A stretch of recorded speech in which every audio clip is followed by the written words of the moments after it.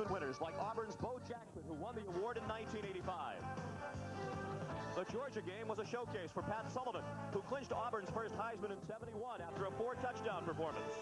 Georgia's Herschel Walker, the '82 trophy winner, displayed his talents with epic tackle-breaking runs that shattered the record books.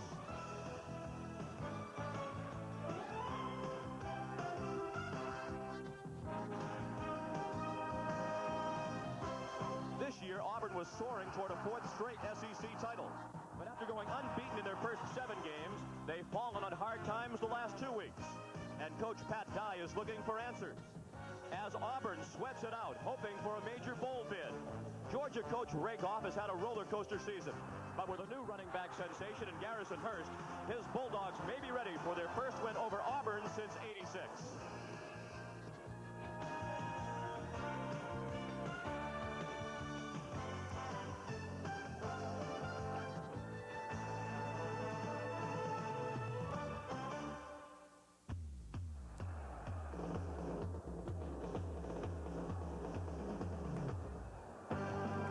A sellout crowd of more than 85,000 is on hand at Jordan-Hare Stadium, where tonight number 24 Auburn hosts Georgia.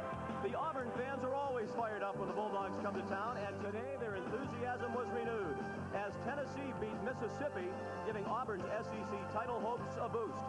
With Florida ineligible for the conference title, Tennessee and Auburn now have the inside track with identical records of 3-1-1. Meanwhile, Georgia is 2-4 in SEC play. The Dogs are fighting for position in the middle of the pack.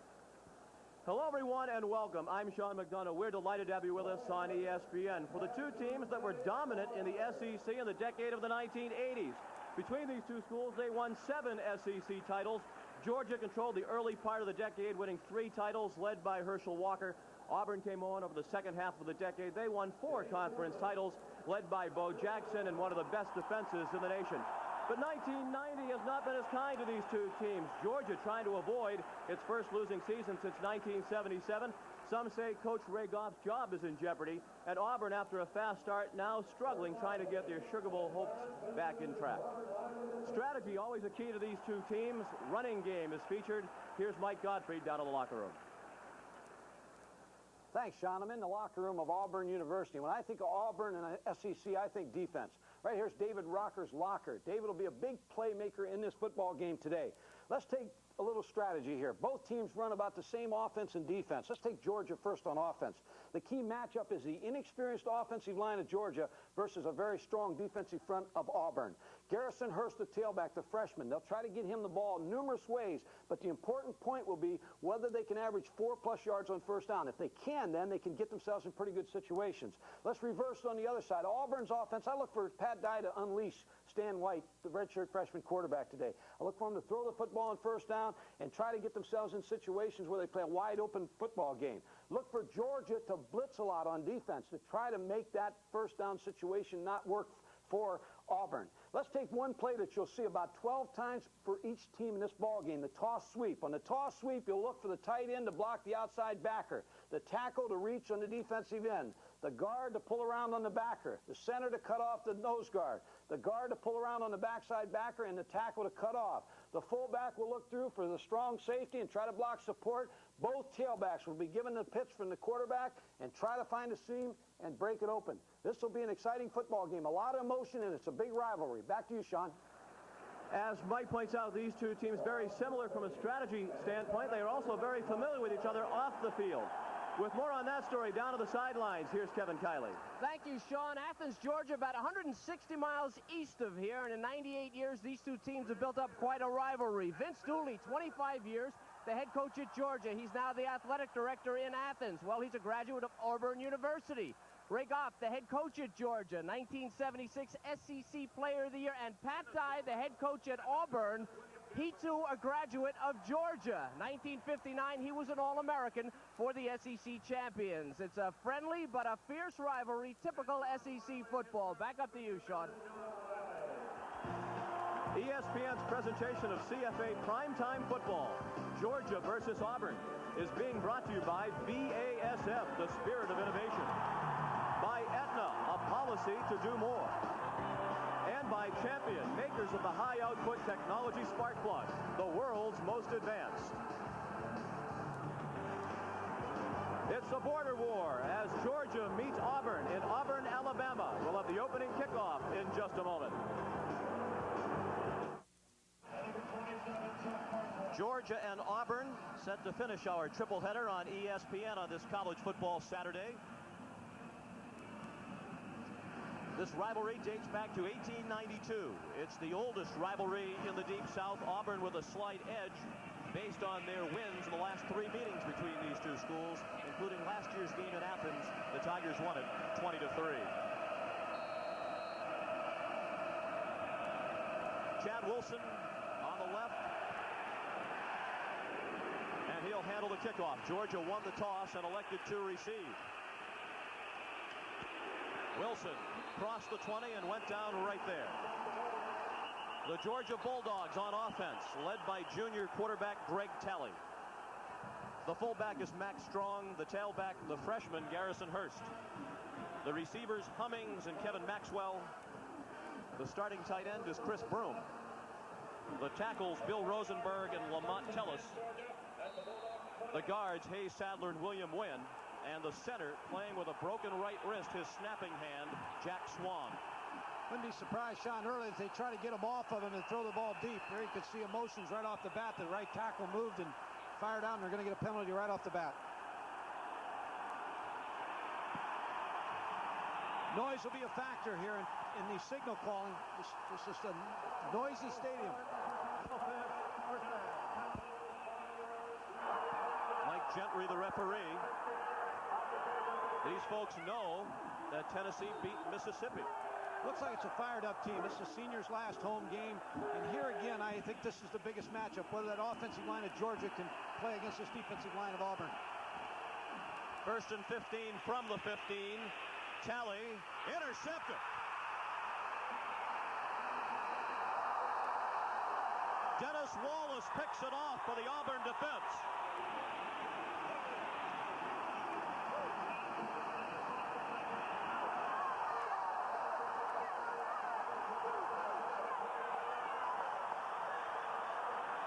That is not the way you want to start if you're a young football team like Georgia. Here you see the replay. Greg Talley's faking to Garrison Hurst on a rollout, but it didn't fool anybody. 1st and 15, he threw it right in the hands of Dennis Wallace. His team leading 4th interception of the year. Stan White, the redshirt freshman quarterback, on 1st and 10, dumps it off over the middle. Complete for a short gain across the 20 and down at the 18-yard line. White, as I mentioned, a redshirt freshman from Birmingham. In the backfield, Stacy Danley and James Joseph. Joseph lines up as the fullback. The wideouts, Greg Taylor and Shane Wasden. The tight end, Victor Hall. The tackles are Chris Gray and Rob Selby. The guards, King and Blake. King just named to the Kodak All-American team, and the center is Bob Meeks. They came right out throwing with Stan White. And they picked up 4 on 1st down. Now to the ground, and Stacy Danley. He tripped after crossing the 15, went down to the 13-yard line. Defensively for Georgia, the nose guard, Mike Steele. The tackles, Eric Coney and Willie Jennings. On the inside, it's John Allen and Dwayne Simmons. The outside linebackers, Mo Lewis and Mitch Davis. And in the secondary, George Wynn and Al Jackson are the corners. The safeties, Mike Jones and Chris Wilson. Look for Georgia to blitz right here, Sean, on a 3rd and 2 situation.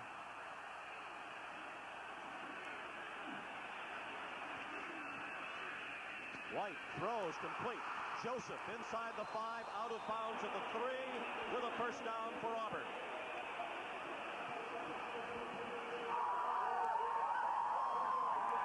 Georgia blitz with outside pressure. Stan White rolls out, gets Gene Joseph in the flat for a good gain to 1st down. The thing about Stan White, you have to remember right now, you're at the 10th game of the season. He's no longer a redshirt freshman. He's a sophomore. He's got experience now, and I look for him tonight. Pat Dye to give him the opportunity to throw the football. 1st and goal, Auburn, from just inside the 3. Danley thrown for a loss, back to the 4-yard line.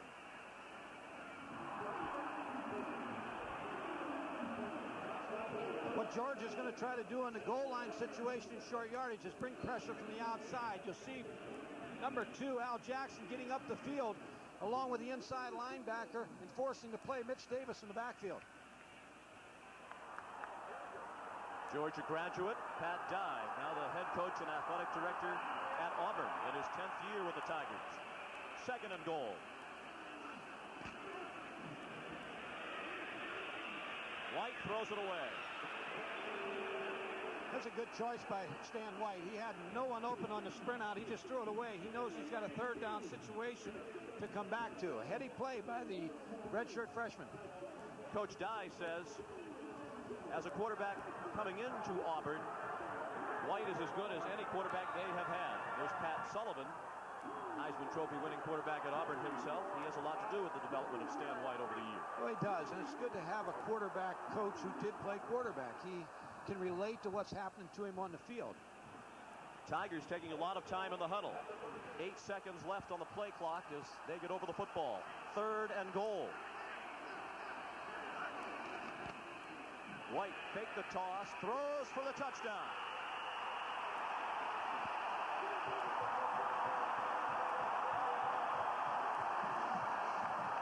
Victor Hall, the touchdown reception, and the Tigers are on the board.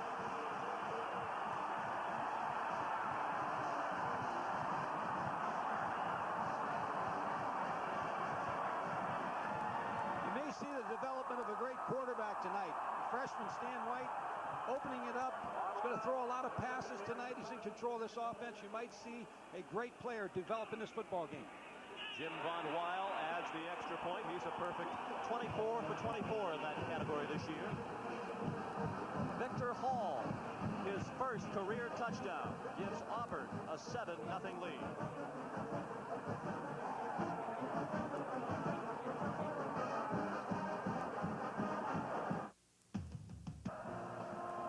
ESPN's presentation of CFA primetime football, Georgia versus Auburn, is being brought to you by Oldsmobile, who invite you to stop by your Oldsmobile dealer and see what's new from the new generation of Olds.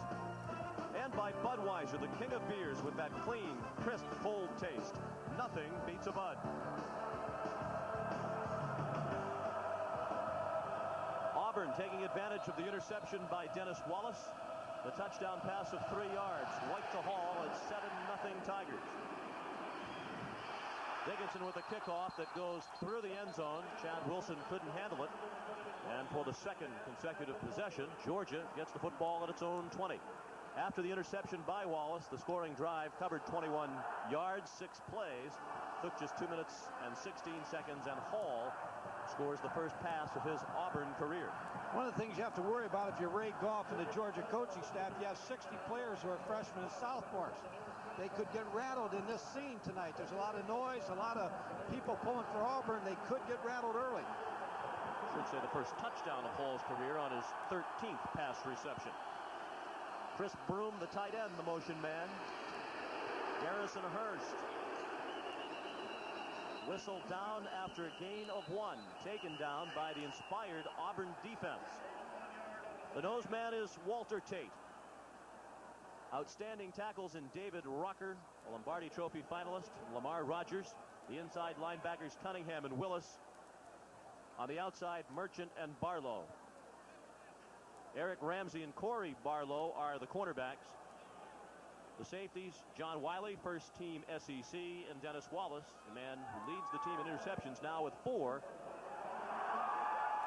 There's a personal foul penalty against Georgia. Well, they're in trouble early. And again, Ray Goff, you see arguing with the official. But again, youth, you make those kind of mistakes when you have 60 freshmen and sophomores. Personal foul, a dumb mistake early, but now they're pinned back in the hole again.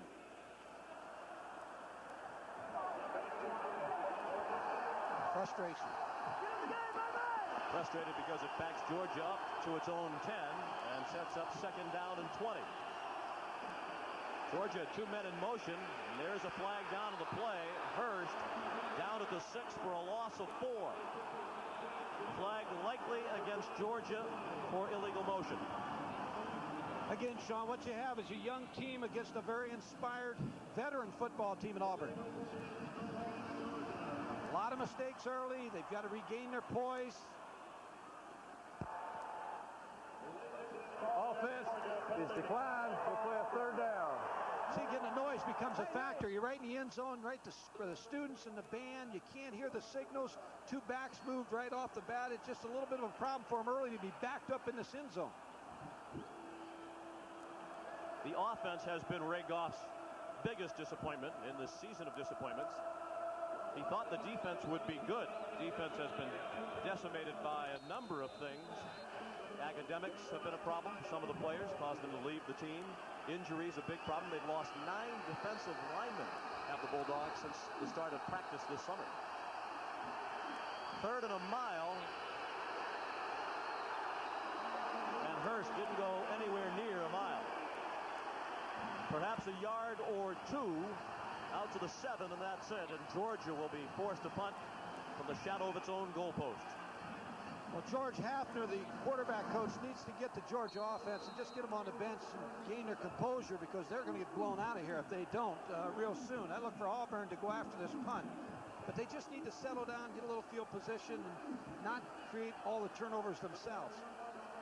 Scott Armstrong is the redshirt freshman punter from Jackson, Mississippi. He's had 1 block this year. And an excellent returner in Shane Wasden, back deep for Auburn. He just did get it off a bad kick that goes out of bounds along the Auburn sideline inside the 35-yard line. Here's Kevin. Sean, Mike, I'll tell you what, this is 85,000 of the loudest fans I have ever heard. One thing to bring an experienced team in here, try to play Auburn on their home field, but this young Georgia team is getting clobbered by the crowd. As Rodney Dangerfield might say, a very tough crowd. Back upstairs to you. Wouldn't be surprised again Stan White throws on 1st down. I think Larry Blakeney and Pat Sullivan, the co-offensive coordinators, would like to have him throwing. And indeed he is throwing. His pass batted down. Looked like Eric Coney got a piece of it as White was trying to throw over the middle. Georgia defense needs to make some big plays in this drive, Sean. Tremendous field position for Auburn. Even though they didn't block the punt, they forced a kicker to shank it off to the left. Here's Stan White's passing statistic. You see he had 9 interceptions in his last 5 ball games, and that's something that would bother you a little bit. But again, he's a redshirt freshman. Those numbers interesting. Normally you would expect a young quarterback to improve as the season went along. White has gone in the opposite direction. Darrell Williams, the ball carrier, his first carry of the game. He's a sophomore from Pritchard, Alabama. He crossed the 30 and went down to the 29. 3rd down and 6 upcoming. You see the linebackers take the fake, but they came off the block. It's a counter play that they gave the ball to Electron Williams. He's from Mobile, Alabama. And the possessor of a terrific nickname. Darrell Electron Williams. Play action for White on 3rd down. Throws, caught for the 1st down inside the 20-yard line. The catch made by Greg Taylor, Auburn's leading receiver. He now has 43 catches, and that one is good for 13 yards. You never realize when a quarterback really comes of age. I have a feeling he's coming of age tonight. He had a real tough game a couple weeks ago against Florida. Again, when you take a redshirt freshman on the road, it's a little difficult for him. Here you see him roll out. He's got a strong arm and a great release. And he puts that ball right in the pocket to Greg Taylor.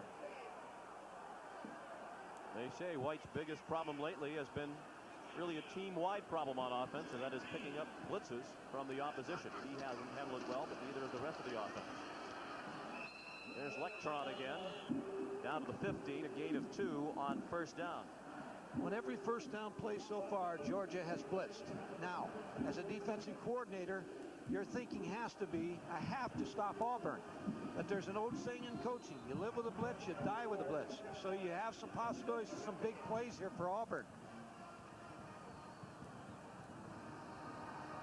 The Auburn offense has been very efficient inside the 20, in the red zone, if you will. Scored 25 times in 27 possessions. Inside the opposing 20. White underneath for a short gain. Williams with the reception. He took a heavy hit as he went down at the 13. Watch a deep drop by the linebackers. Electron Williams is just going to go out and sit down on the hash, inside the hash at the yard line, 10-yard line. Just an option route, makes the catch. Dwayne Simmons makes the tackle for Georgia. Look for a rollout this way by Stan White. Mark Williams down at the 12. Third down 6. White has it deflected and nearly picked off. Mitch Davis was trying to run under that deflected pass, and if he did, he had nothing but running room between himself and the goal line. One of the things that's happened in these early plays, I've seen 2 balls batted down right now. The Auburn offensive line is not attacking the Georgia defensive linemen low enough to get their hands down. Here you see the offensive linemen of Auburn. They stand straight up. Watch the outside linebacker, Mitch Davis, get his hands up. They must attack him low so they can get him to bring his hands down. Jim Von Weil trying a 29-yard field goal.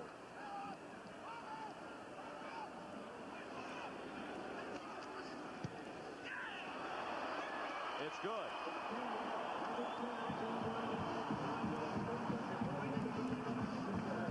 It has been all Auburn over the first 5+ minutes. The Tigers lead 10-0. We've played 5 minutes and 50 seconds. Again, it's Chad Wilson, number 19, Chuck Carswell, number 27, on the bottom of your screen.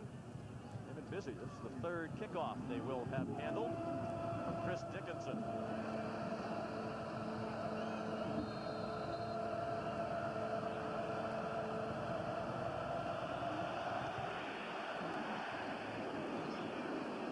Wilson took the bouncer inside the 10.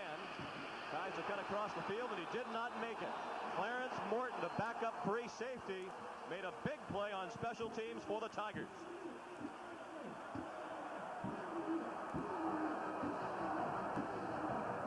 Here's the replay. Watch the kickoff team come down, stay in their lanes. They don't get outside their lanes. Everybody stays exactly where they need to do. Including Clarence Morton, sophomore from Maplesville, Alabama. Georgia has to settle down on offense. They have to put a series together in this possession. Talley still at quarterback. Now he's scrambling. He's out to the 19. A gain of 1, and that is all. The toughest problem that Georgia will have today is their 2 offensive tackles. Bill Rosenberg, who's a young sophomore, and Lamont Tellis, who's a young junior, playing against Lamar Rogers, a 6'4", 275-pound senior, and David Rocker, 6'4", 264-pound senior. They're going to control the line of scrimmage on Georgia. Second down 9.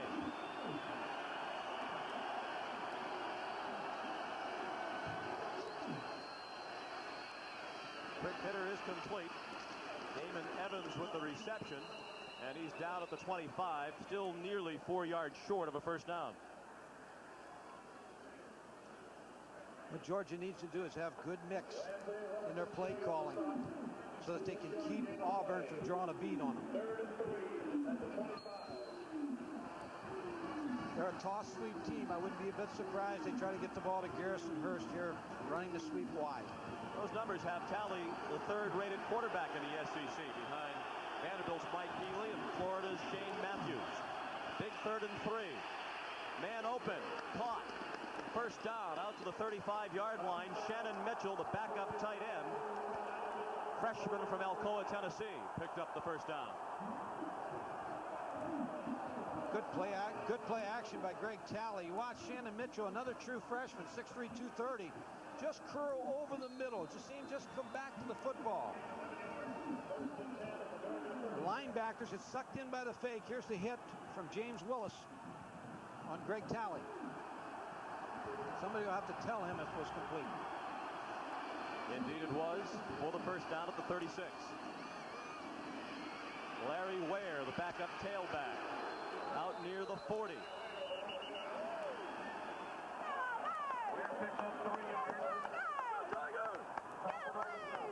This is the toss sweep that we told you about early. Here's Larry Ware. He's out of Montgomery, Alabama. Runs a toss sweep, but again, Darrell Crawford gets off the block on the inside. James Willis makes the play. Still a gain of about 3 yards. Darrell Crawford came over to finish Ware off. Again, it's Ware for very little. Right to the 40-yard line, and that's it. Ware's a junior. He was the Alabama Player of the Year as a senior at Robert E. Lee High School in Montgomery. You have the blue-gray game in Montgomery. They do such a great job over there, and all Larry Ware's coaches are always involved in the blue-gray game. They told me, I believe it was 3 years ago, that this was going to be an exciting college football player. They had him in high school. Third down and 6. Georgia just less than 37% on third downs this year. Down goes Talley back at the 33.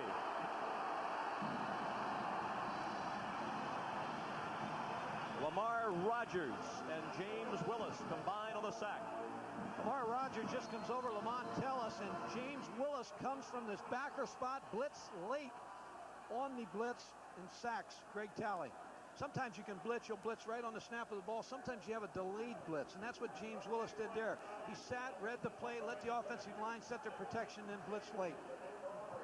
Wasden returned to punt earlier this year for a touchdown. That was against Vanderbilt.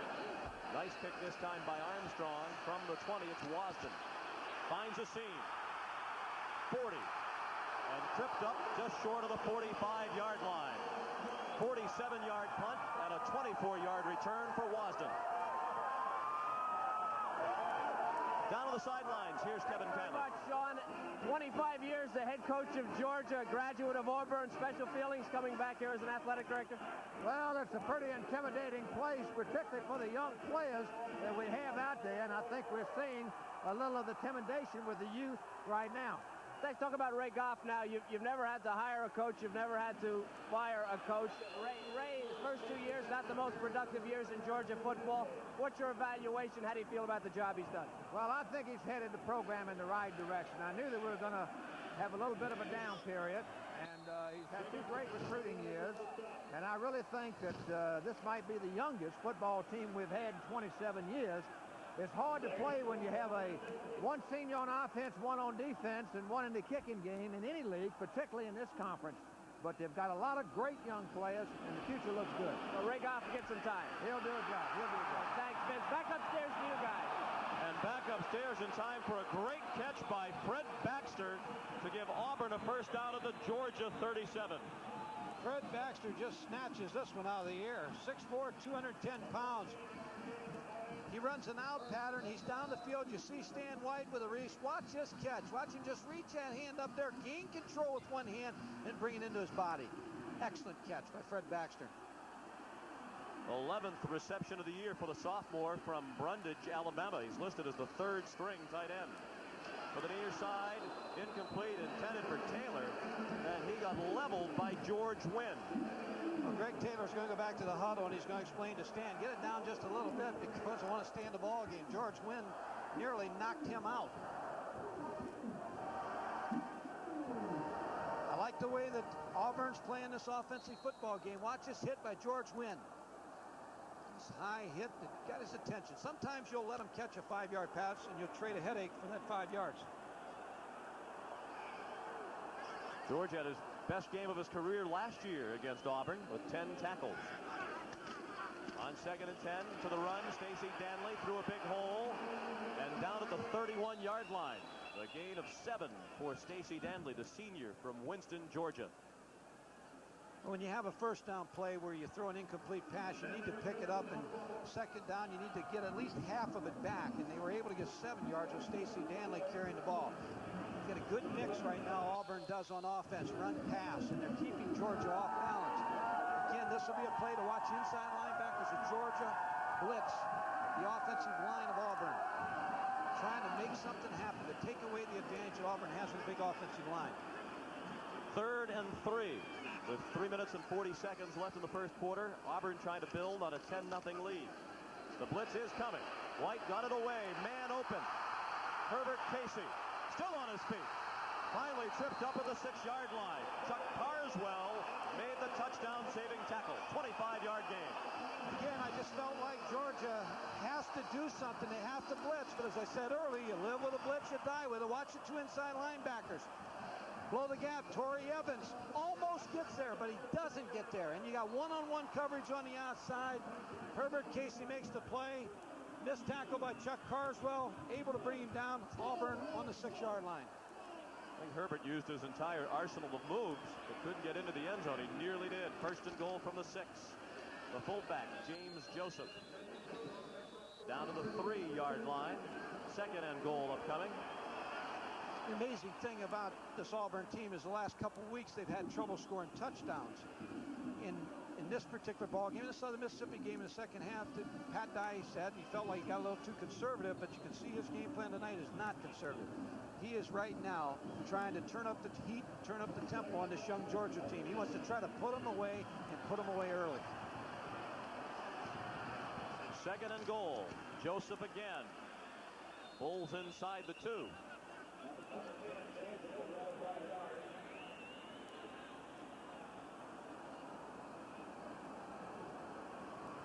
Auburn off to a 4-0-1 start and scoring plenty of points, picking up plenty of yardage. Lately, a 2-2 record, including losses in their last 2 games. They have not been able to move the ball or score. It's interesting. Last year, they won this ball game and then went on and had a great year, beat Alabama and won the bowl game. And again, it almost appears like they're trying to come back alive again tonight after 2 tough losses. Third and goal. White in trouble. Gets it away, batted down, incomplete. Mo Lewis, the standout linebacker for Coach Goff, made the play on White. Tough to tell what Ray is upset about. Fourth and goal upcoming, and again the Georgia defense will force Auburn to try for a field goal. Here's the play action, but Morris Lewis wouldn't have any of this. He wasn't going to take the fake. He makes a great play to save the touchdown, forces Auburn to kick the field goal. Stan White maybe didn't make a good decision there. He tried to throw it while he was in the grass. Von Weil connected moments ago from 29 yards. This one's from 19, and it's good.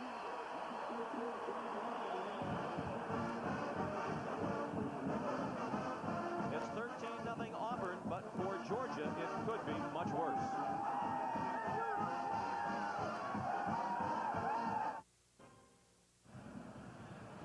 John McDonough with Mike Gottfried and Kevin Kiley back in Auburn, Alabama. The Tigers lead 13-0. This time Ray Goff has flip-flopped his deep man. Carswell now at the top of the screen.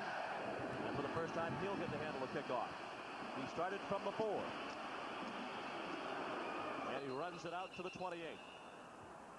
Last week, we solicited your opinion as to the #1 team in the country. This week, we want to know who's your Heisman Trophy winner. 900-786-2255, the number. You can vote for Eric Bieniemy, Ty Detmer, the Rocket, David Klingler, or Sean Moore. 95 cents a call. The proceeds go to charity. Here are the standings at the moment. The Rocket, an 8-point lead on Ty Detmer. First and 10, Georgia. Inside handoff to Max Strong, the fullback. Ball came free late. He had already been whistled down at the 30, a gain of 1.5 yards. Well, going up into that play right there, Georgia was averaging 1.1 yards on first down. They can't get themselves into long yardage situations. Now they pick up 2 here. They're in 2nd and 8. They're playing right into the hands of Auburn. They have to get more yards on first down.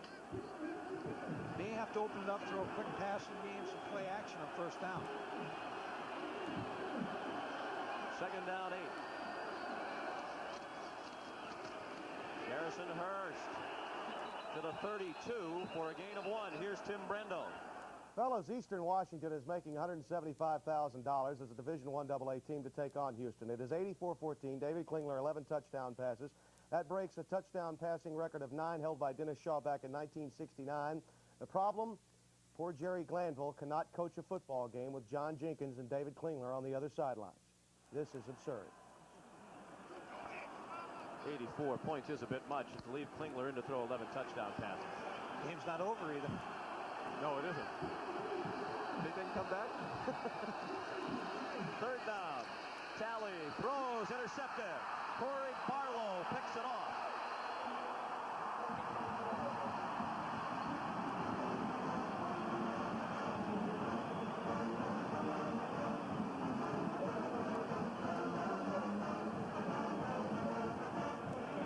This is a defense like a shark. They're being attracted to blood right now. Watch Corey Barlow here.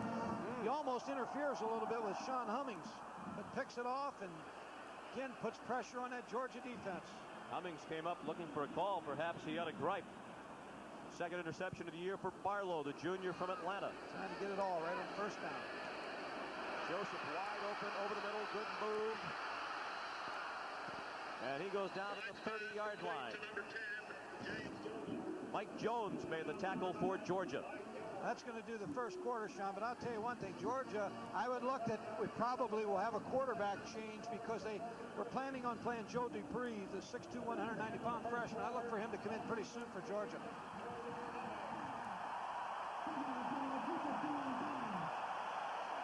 It was all Auburn in the first quarter, a touchdown and 2 field goals for the Tigers. Buying a new The Auburn alumni and all of the Tiger fans smiling through one quarter here at Jordan-Hare Stadium. It's 13-0 Tigers. And they have the football at the 30 of Georgia, looking at second down and 3.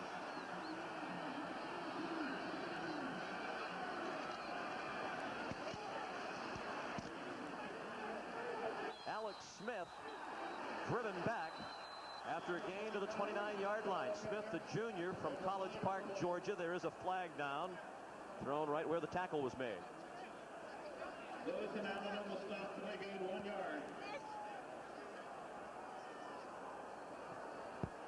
Face mask, defense 5 yards. When it rains, it pours. They did a pretty good job on the toss sweep again. Stopped it, but they'll pick up the first down with the penalty.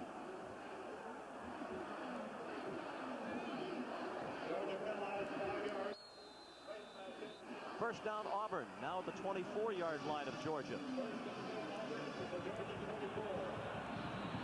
Going to one back set now, 2 tight ends. This is a delay, where they'll throw a lot of delayed passes out of this formation. Just a 3-man rush. White has forever. Throws, incomplete. He waved Greg Taylor into the clear, but then he threw it just a bit short. When the quarterback gets in trouble there, he doesn't need to point to where the receivers need to be. They have to adjust on their own, and they need to come back to the quarterback to help him.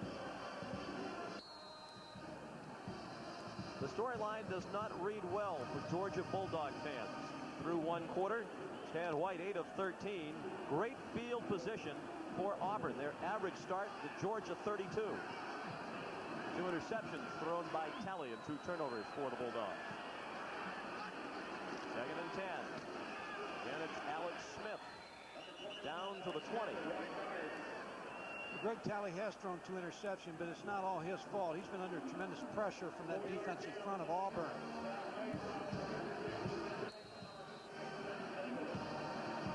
It's a good Auburn football team. A lot of people predicted that they would win the national championship at the beginning of the year. It's been a tough team to figure. They've looked very good on some occasions, very bad on others. They've played poor football lately. They've been going on all cylinders here tonight. Third down 6. White, good move to get away from the rush into the end zone. Incomplete. Intended for Taylor. Al Jackson in the secondary with Chris Wilson. It was Wilson closest to Taylor. It becomes a little frustrating for Auburn if they're not translating these turnovers into touchdowns. But you see Greg Taylor in the corner, but I look for now for Auburn to go to play action where they bring a guard out in front of the quarterback. They're running him on nakeds, and Georgia is staying home, so he doesn't have the real free throw that he needs. So they'll bring a guard out and they'll run waggles as we go in this ball game.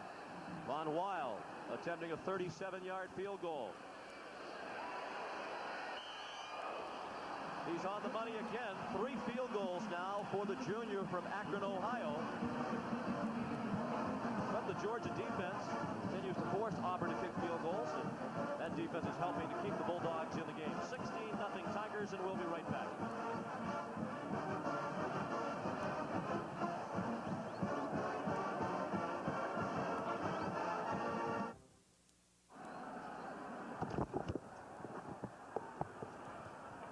Sean McDonough, Mike Gottfried, and Kevin Kiley back at Jordan-Hare Stadium in Auburn, Alabama.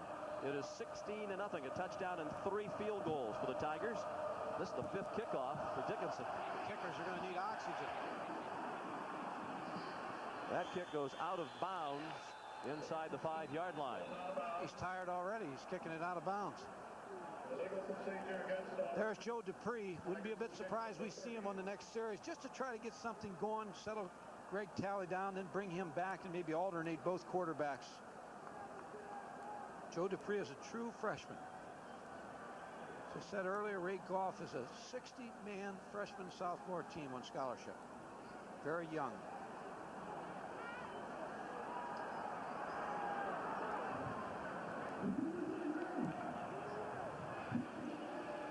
Georgia must get something on first down. They're averaging 1.5 yards on first down. First down is the key for Georgia. Well, kickoff number 6. In a little over 16 minutes for Chris Dickinson. Senior from Birmingham, Alabama, getting plenty of airtime.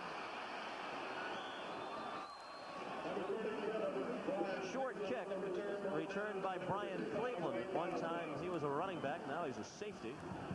And here comes Joe Dupree into the football game for Georgia. He's appeared in 3 games prior to tonight. You can see he has not had much success passing, completing just 26% of his passes, but he's a good runner. As a matter of fact, despite being the backup quarterback and having played in just 3 games, he's the 5th leading rusher for Georgia. Well, as a coach, there's a lot of things that are exciting about a freshman. They're wild-eyed and they enjoy playing. They're going to let him start out by rolling out. And one of the few positive games on first down for Georgia. Here's Tim.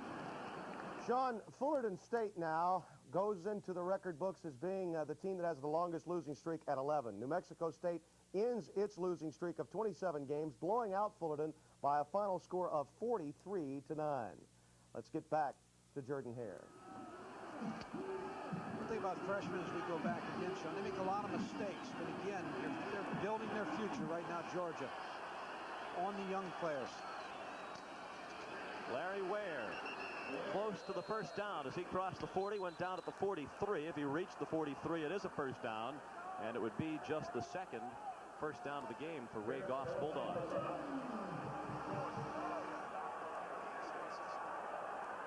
Watch Jack Swan. He's blocking with a broken hand. They ran a fold block. They brought the guard, William Flynn, around on the linebacker, which opened up the hole and maybe picked him up the first down.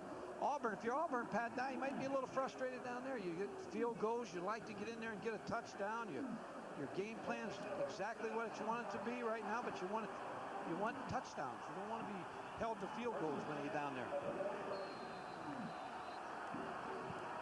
Ray Goff, you heard former coach Dooley, still the athletic director at Georgia, say that as far as he's concerned, Ray Goff is not in any jeopardy of losing his job.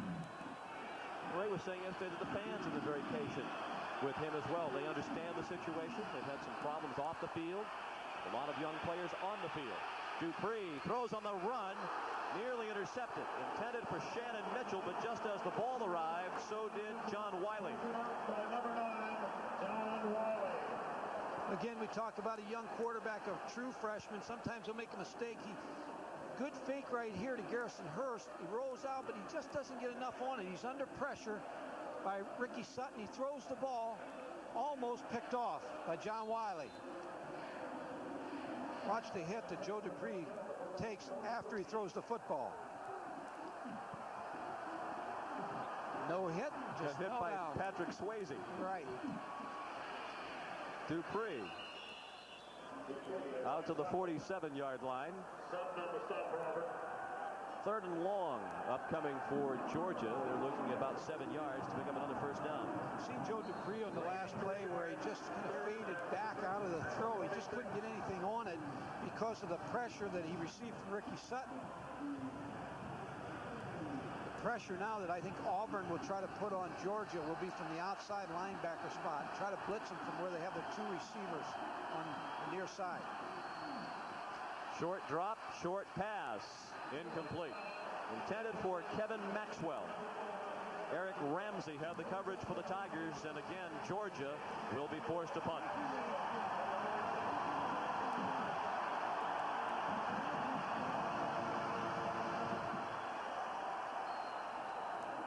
Well, they looked a little bit better on offense that time.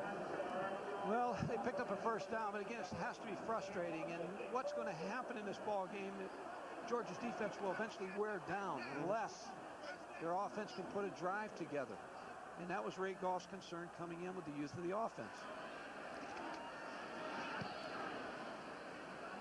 Armstrong, a high kick, lost in the fair catch near the 15-yard line. Auburn goes back on the attack, leading 16-0. Primetime football, Georgia versus Auburn, is being brought to you by Infiniti, who invite you to test drive their full line of luxury automobiles, and by Apple Computer and the new, more affordable line of Macintosh computers. There was a penalty assessed to Auburn for unsportsmanlike conduct following the punt.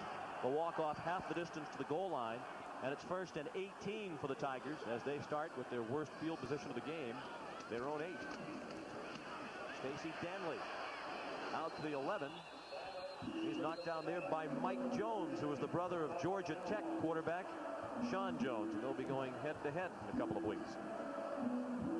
You watch Auburn, they move the fullback around. They're running an eye offense, but they'll move the fullback, and we'll get it for you here on the next couple plays, where they offset him to try to get him a little closer to his blocking assignment.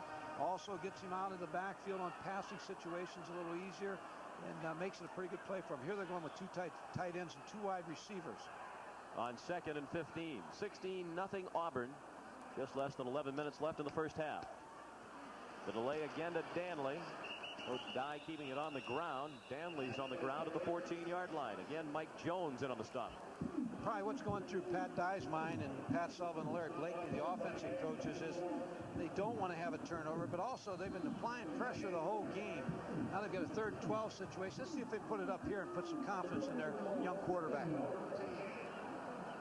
Pat Dye, 141 wins, 50 losses, and 4 ties. Coached at East Carolina, was out of Wyoming, where we were at last week, for a year, and now has turned this program around at Auburn. 6 years at East Carolina, 1 year at Wyoming, and now in his 10th at Auburn. A rollout on 3rd down. White's going to run. He goes down at the 18-yard line, well shy of a 1st down. Now, this is going to be important for Georgia to get some field position. Auburn has had 4 punts blocked this season, so I wouldn't be surprised if Georgia sends the kitchen sink after them.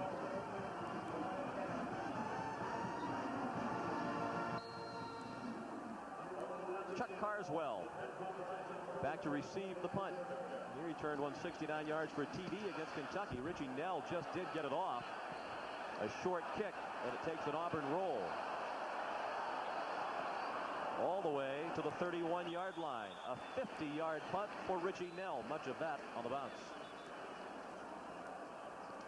U.S. Army's Student Athlete of the Game is brought to you by the U.S. Army. Learn how to get an edge on life and be all you can be.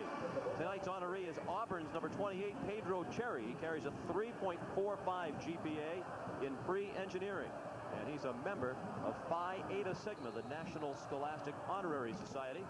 Congratulations to Pedro Cherry, our U.S. Army Student Athlete of the Game. Georgia needs to throw the ball deep down the field to get them off of them a little bit. Dupree going deep, but overthrown by a mile. He was looking for Kevin Maxwell, and we throw a long bomb to Tim Brando. Speaking of long bombs, Sean, the story behind this score, David Klingler has left the game. We're not sure if it's because of a sore arm. 41 of 58, 572 yards, 11 touchdowns, a couple of interceptions. That's like 13 shots on goal, hitting on 11 of them. The big news, since we reported the 11 touchdowns, in our 1-900 telepoll, he went up from 1% of the ballot to 2% of the poll. That's news. Let's get back to you guys. Tim, that's about how it should be. David Klingler had his chance last week against good competition in Texas, and it wasn't entirely his fault, but he didn't help himself. Again, they go deep, and again, nobody home for the Georgia Bulldogs. Sean Hummings was the intended receiver, if you can call him that. Auburn is blitzing on every play. They just don't have time to throw the deep route. They're going to have to go to a maximum protection scheme to give him time. See Joe Dupree back to pass. They're just going to blitz this young quarterback. They're going to give him a chance. The blitz is coming from the outside to bring a defensive back, Dennis Wallace. Their man coverage, he just doesn't have time. If they go to a little bit more solid pass protection, only maybe put one receiver out in the route to have a better shot. There's a pressure again. And Dupree's going down back at the 24-yard line. David Rucker, with help from Carrick and Cunningham, drops Dupree for the sack back inside the 25. Well, here comes the blitz. Joe Dupree is going to get a lesson in football 101 on this particular play. They brought 8 defensive players. They're just going to continue to blitz until Georgia can get something going on offense. Team leading 6th sack of the year for Rocker. Found out yesterday that he's a member of the Kodak All-American team.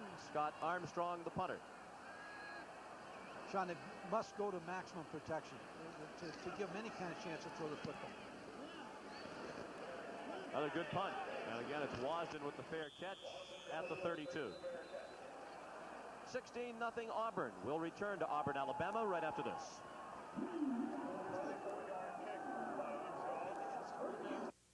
16-0 lead over Georgia nearly midway through the second quarter. Tigers begin at their own 32-yard line.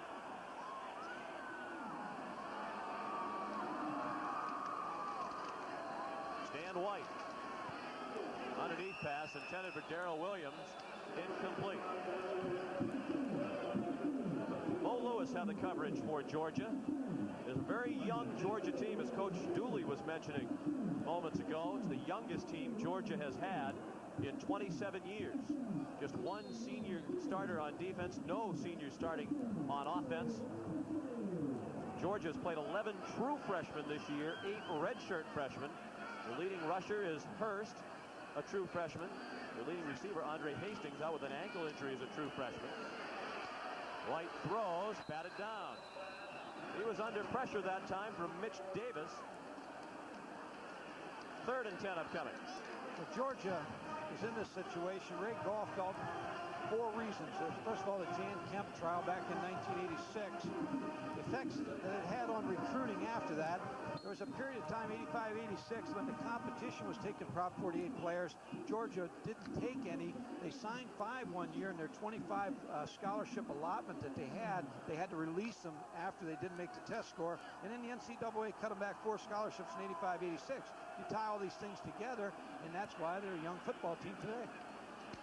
3rd down 10. The draw doesn't fool the Bulldogs. Oh, there's a late hit. Should have been a penalty.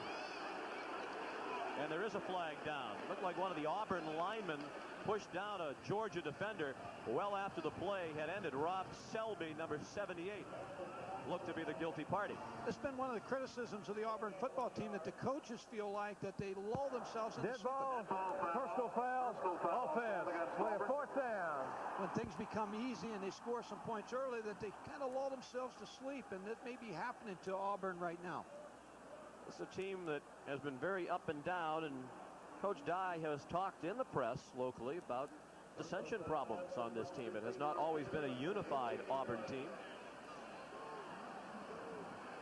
Richie Nell's first punt went 51 yards officially, much of it on the bounce. Again, it's Carswell waiting for the punt. Nell has had 3 blocked this year. Georgia comes after him. Carswell, the fair catch at the 44. Auburn as a team has had 4 punts blocked. Tomorrow, we hope you'll start your football viewing day with NFL Game Day at its new time, 11:30 Eastern Time. And you can finish up the day's viewing activity as far as highlights are concerned at 7 with primetime. Highlights of every game played during the day. And, of course, Sunday Night Football comes your way for the second time this year tomorrow night at 8 p.m. Eastern. Pittsburgh against Cincinnati. A big battle in the AFC Central. Dupree keeps. He's into the secondary. He's into Auburn territory with a first down for Georgia at the 43-yard line. It's the first option play that we've seen this evening. Joe Dupree's going to come right down the line, fake to the fullback, and run the option. Run the option off Ricky Sutton. He turns up the field. Linebackers are blocked. They put a good block on John Wiley. Corey Barlow comes in and makes the play. What I believe Georgia's going to try to do now is attack the outside. They haven't been able to get anything inside, so they must attack the outside.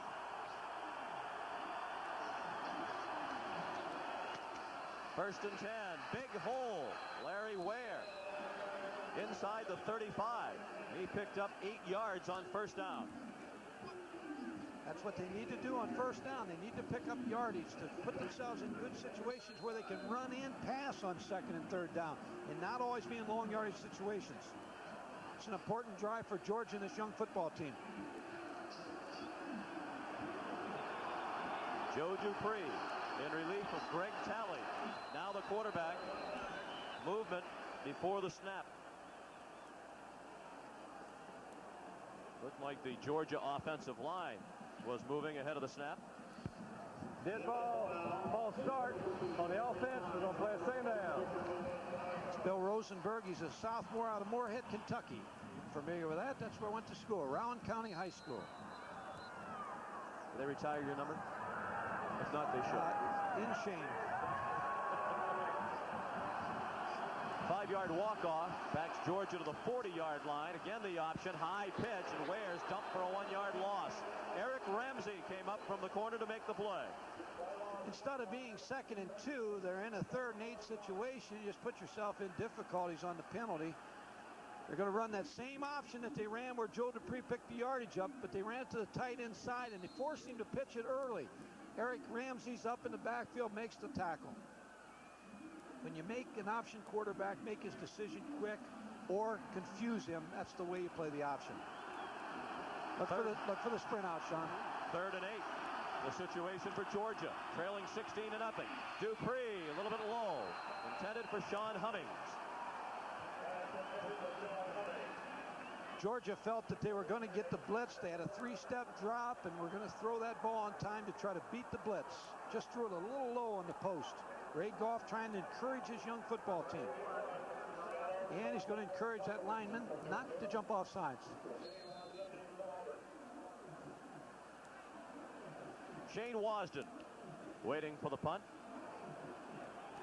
This will be the 5th punt for Armstrong with 6:10 left in the half. He's on a record pace.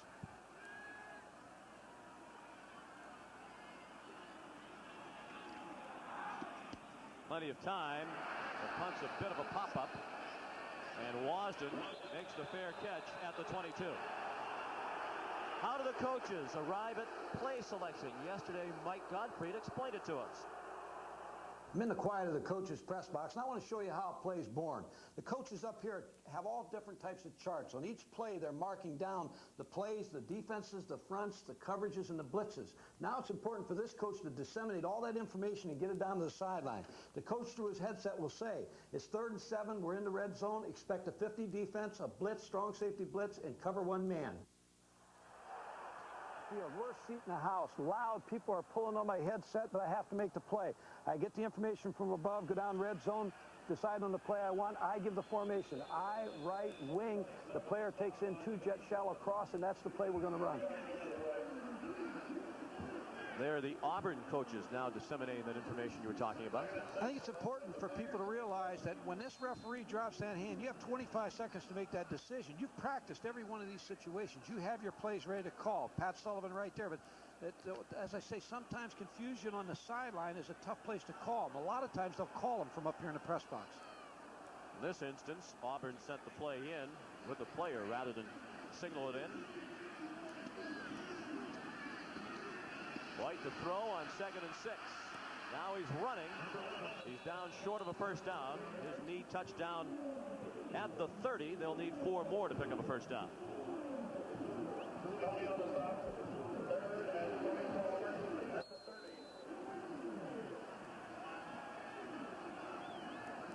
It's tough on a redshirt freshman. But as I said before at the start, he's a sophomore now with this game schedule. You know, the toughest thing for a young quarterback, and I've had Darnell Dickerson at Pittsburgh and Alex Van Pelt, is everything comes easy for him, but the leadership role they don't sometimes want to accept early because of the veteran players on the team. Danley tripped up. He appears to be short of a first down. Needed beyond the 33, and they're going to mark him closer to the 32-yard line, and Auburn sends the punting unit on. Georgia defense is playing well. They're making some key stops. They're blitzing on 3rd down situations. They're getting people up in the backfield, making plays, and Ray Goff has to feel that his defense is doing a good job. Again, it's Carswell to return it. This time they do not rush Nell. Carswell, fair catch at the 32.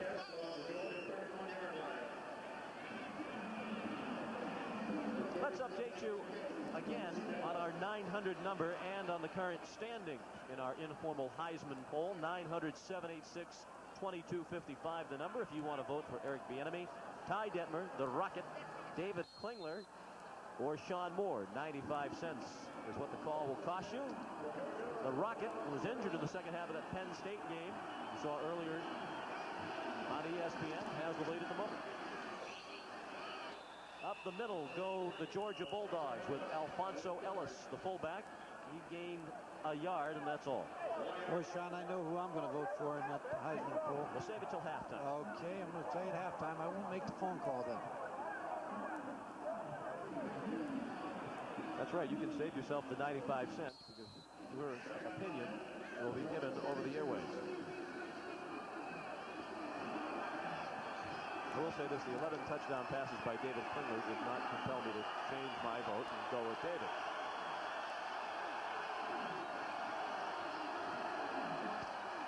Second and long, it's Larry Ware taking the toss. He's down at the 35-yard line. Third down and nearly 7 upcoming for the Georgia offense. Darrell Crawford, the backup linebacker, 6'2", 226-pound junior, made the tackle. The other thing that's happening right now with Auburn is they're playing a lot of second-team players.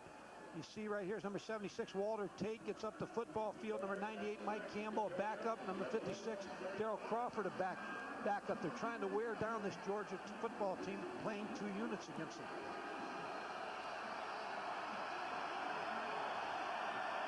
Third down, a long 6. Dupree thrown down. Lamar Rogers with the sack for Auburn.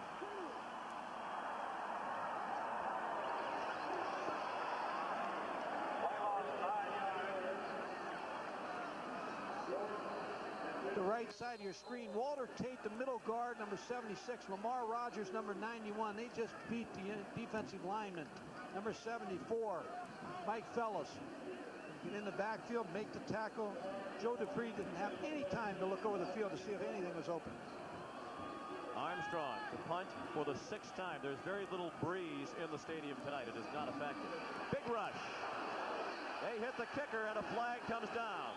Wasden the fair catch at the 41. A couple of Tigers ran into Armstrong, and the referee Mike Gentry threw the flag. There's an all-out blitz right here, and the worst thing you can do when you're going to block a kick is leave your feet because you're out of control. There's a point that you're going to go to 3 to 4 yards inside where the kicker lines up. That's your point to go to try to make the block. They just left their feet and ran into the kicker. Roughing the kicker against the defense. 15, automatic first down. So a break for Georgia. They retain possession at the 40-yard line. Next week, we'll see Virginia coming off the upset loss against Maryland today at Virginia Tech. Tech has played some good teams, very tough this year. That'll be followed by Syracuse and Miami. Syracuse wrapped up its Aloha bowl bid with the win at West Virginia today. And with the Notre Dame loss, perhaps Miami is now back in the forefront of the national championship picture. Watch number 51, James Willis, make the tackle. That's a good tackle. Just meets him, puts his head right on the football. James Willis, Pat Dye told me at practice Thursday, may be one of the best linebackers he's ever recruited. He's a true freshman, 6'3", 225, playing as a freshman. He's a good blitzer and also plays the run very well. Second and 8. Down to a minute 12 left in the half. Dupree down. Tried to use the pump fake to get away from Reggie Barlow, but it didn't do him any good. They tried to go deep down the sideline, but again, the offensive line of Georgia just can't hold up against the defensive front of Auburn. Clock is running. Auburn's bringing in extra defensive backs. The one thing you don't want to happen right now if you're Georgia is to get an interception. Let the clock run down and get out of here. Now timeout whistle, and it's charged to Georgia. 38 seconds left in the first half. It's Auburn 16 and Georgia nothing. Okay. At age 35, Ray Goff, one of the youngest head coaches in college football, but he's aged a little bit in this first half. Well, he has. He's put the headsets on now to find out what's going on offensively. They must throw the ball deep. They're going to run a draw. Now Auburn should use a timeout. No No indication yet that the Tigers want a timeout. And now they do get one with 29 seconds left in the half.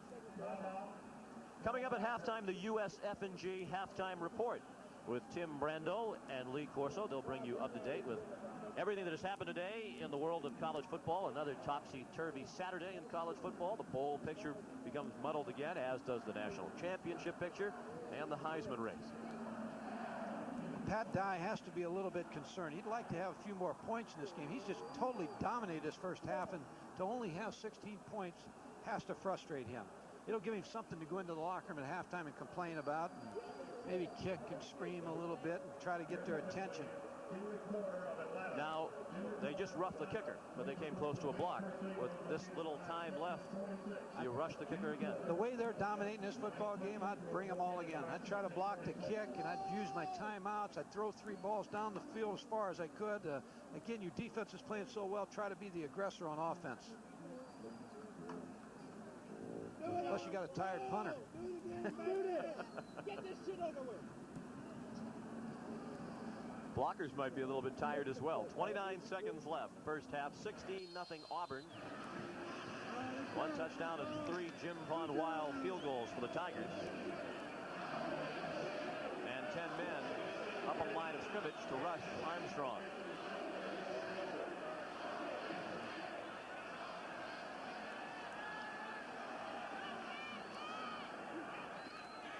Plenty of time, and Armstrong gets away a good kick.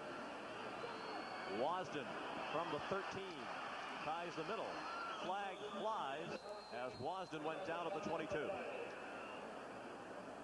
19 seconds left. There is a flag on the return. 29-yard kick for Armstrong. Travis Jones made the stop.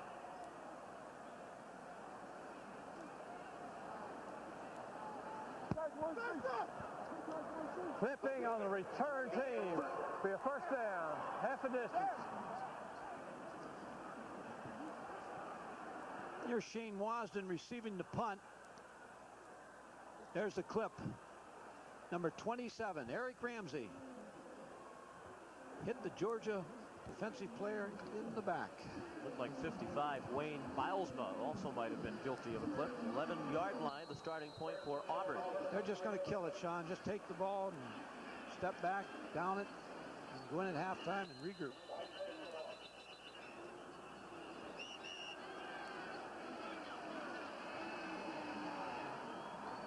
Final seconds of the first half tick off. Auburn takes a 16-0 lead into the locker room at halftime.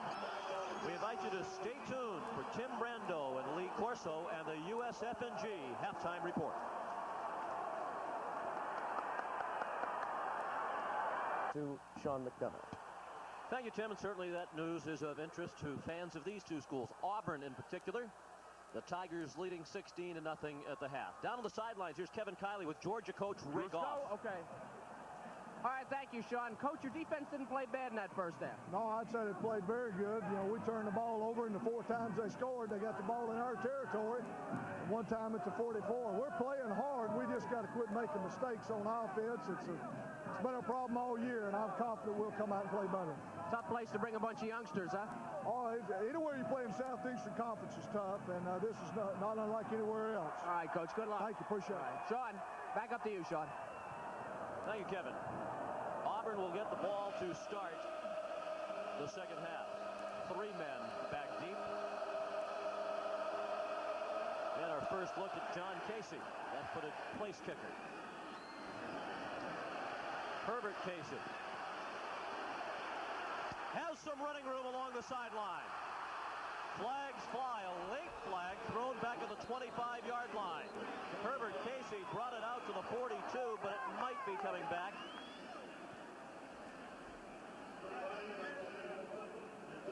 Chad Wilson made the tackle. Against the return team. Be a first down.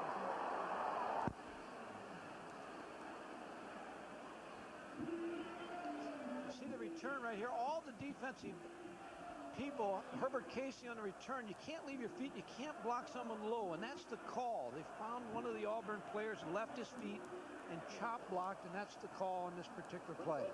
Pat Dye not happy about it. Not exactly an offensive affair in the first half. 5-4 the first down. Georgia had just 41 yards of total offense in the first half. Auburn 126. But it's Auburn with a 16-0 lead. And it's Stan White throwing on first down over the middle and caught. Herbert Casey out to the 25-yard line. Good for an Auburn first down. Well, the difference in the first half was the 2 turnovers, the 2 interceptions that Auburn received. On this particular play, they start out throwing the football. Stan White hits Herbert Casey on an in route. You see the statistics, the 2 turnovers are the difference. Passing attempts 2 out of 9 for Georgia. They have to get something going throwing the football. Stacey Danley close to another first down at the 36-yard line. He is Auburn's 5th all-time leading rusher, and he's an illustrious company with Bo Jackson, James Brooks, Joe Cribbs, and Brent Fullwood ahead of him. Here's the toss sweep that we talked about earlier. Look at the block on the outside linebacker. He won't let him off. Morris Lewis is blocked by Victor Hall, and that's what opens up the toss sweep. It looks like Pat Dye went in at halftime and got their attention, and they're coming out the same way they started the game, with a little fire in their eyes. Auburn. Danley has been hampered by an ankle problem. He sat out spring practice, got off to a slow start this year with the ankle, and he did limp off the field after that carry. That's incomplete, intended for Dale Overton, and it looked like Dale might have been hearing the footsteps of a couple of Georgia defenders. I'll tell you who made a great play on that was the linebacker, Dwayne Simmons. Watch Stan White. Dwayne Simmons is on his drop right now, and he drops right inside the backer. He leaves his feet in front of the receiver, knocks the ball away. Dwayne Simmons, an outstanding job of getting back to his zone and covering that zone underneath the wide receiver. Auburn's coming out throwing the football. Blitz from Georgia, picked up beautifully by Auburn. Man open, first down.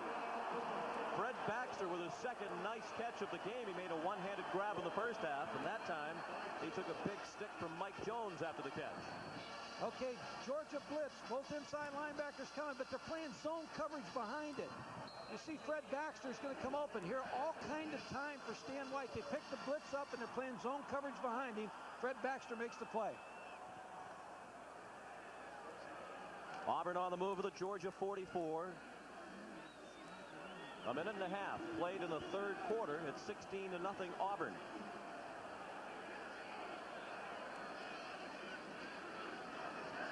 White, man wide open, the tight end Victor Hall, rumbling through the secondary and down at the 19-yard line.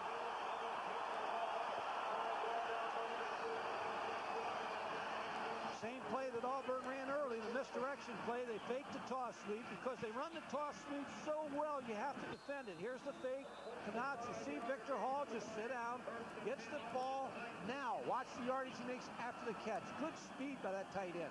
Up the football field. Auburn is coming out just like they did in the first half. They're excited about playing. They brought the crowd back in the game, too. If you're Georgia, Ray Goff, it's not a bad, it's not what you wanted to see start out this half.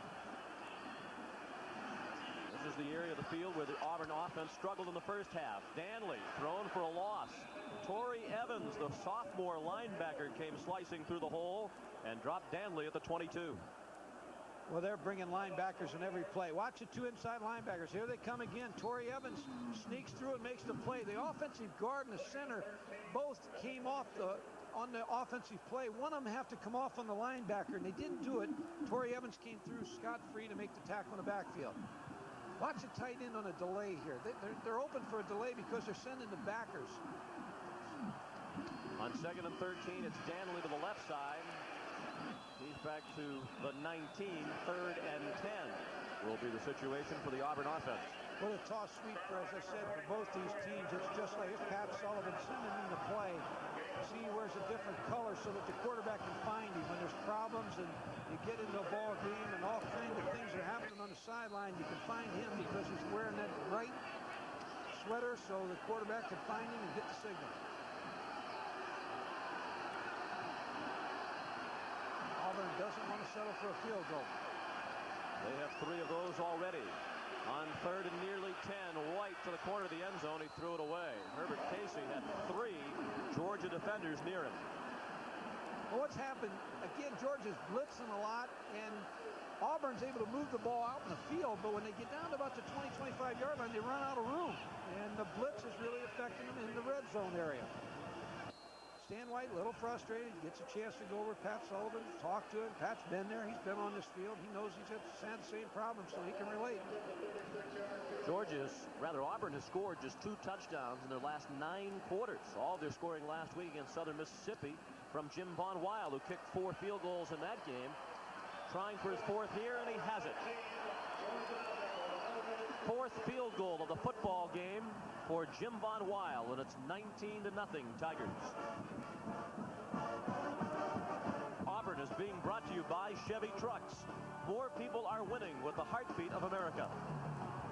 And by Levi's 505, 506, and 540 jeans. 19-0 Auburn, just underway in the 3rd quarter. Sean McDonough with Mike Gottfried and Kevin Kiley. Carswell will down into the end zone. Along the sidelines, here is Kevin. Thank you, Sean. You may be, when you think about this Georgia team, not one of the top teams in the Southeast Conference, but you really can't doubt their enthusiasm and the building blocks for the future. It's a team that virtually never sits down, and even though they're trailing in this game and haven't scored, they're patting each other on the back, and they're really pulling for each other. It's a team that I think is building for the future, and Ray Goff not doing a bad job if he's trying to teach enthusiasm. Back upstairs to you. Kevin, it's on-the-job training.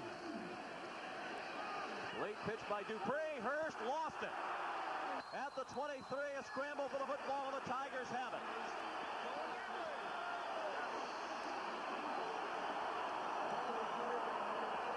Well, that'll diminish the enthusiasm of Garrison Hurst and the Georgia Bulldogs. Their 3rd turnover, a fumble recovered by Jason Merchant. The option, Joe Dupree runner. Watch Rocker here. He's helping to play the option because he's making the quarterback make the play. Pitch was a little behind Garrison Hurst. He just dropped the football. 2 freshmen. You're talking about tough times. Joe Dupree, a freshman. Garrison Hurst, a true freshman. So the first play from scrimmage of each half for Georgia results in a turnover. Reverse. Flag down. If the play stands, it's going to be a big gainer for Auburn, and perhaps a touchdown. Greg Taylor scores for Auburn, but will the play stand? They brought both linebackers. I'm not so sure somebody wasn't offside on the blitz, one of the linebackers from Georgia. That's what the Auburn players were indicating, and that is the call from Mike Gentry. Touchdown Auburn on the reverse. A 23-yard run for Greg Taylor. Excellent call by the Auburn coaching staff. The blitz inside. Watch the linebackers come inside. Now everybody is blocked down inside and coming to the football. Now all of a sudden Greg Taylor comes out. There's no one out there. One defensive back to beat Chris Wilson. It's a touchdown. Just an excellent call in the red zone because of the blitzing. Jim Von Weil drills it through. 26-0 Auburn. Let's take a look at this play again. Again, you know they're having success blitzing. Look at the blitz. Everybody's inside going to the football. Here comes Greg Taylor. There's one man to beat. Chris Wilson, the defensive back. That's it. He misses a tackle. Write the points down. Taylor had carried twice previously for negative yardage. 3rd time's a charm for Greg and the Auburn offense. He's a senior from nearby Opelika, Alabama. If the run and shoot offense continues to make it pro football, that's where Greg Taylor will play. In somebody's run and shoot offense, he's 5'8", 166 pounds, got some quicks, and he'd be the type of player you could put in that offense and be a big play type player. 26-0. The 5-yard walk-off will be assessed on the kickoff. Dickinson will kick it off from the 40. You saw on the replay of the touchdown that Dwayne Simmons clearly encroached. He was blitzing from his linebacker spot. Chad Wilson wearing out the grass with his constant retreats to handle kickoffs. Ray Goff just has to give encouragement. That's all he can do right now. Knows he's a little short. Manpower.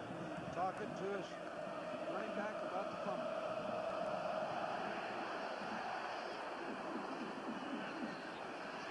Carswell started at the goal line.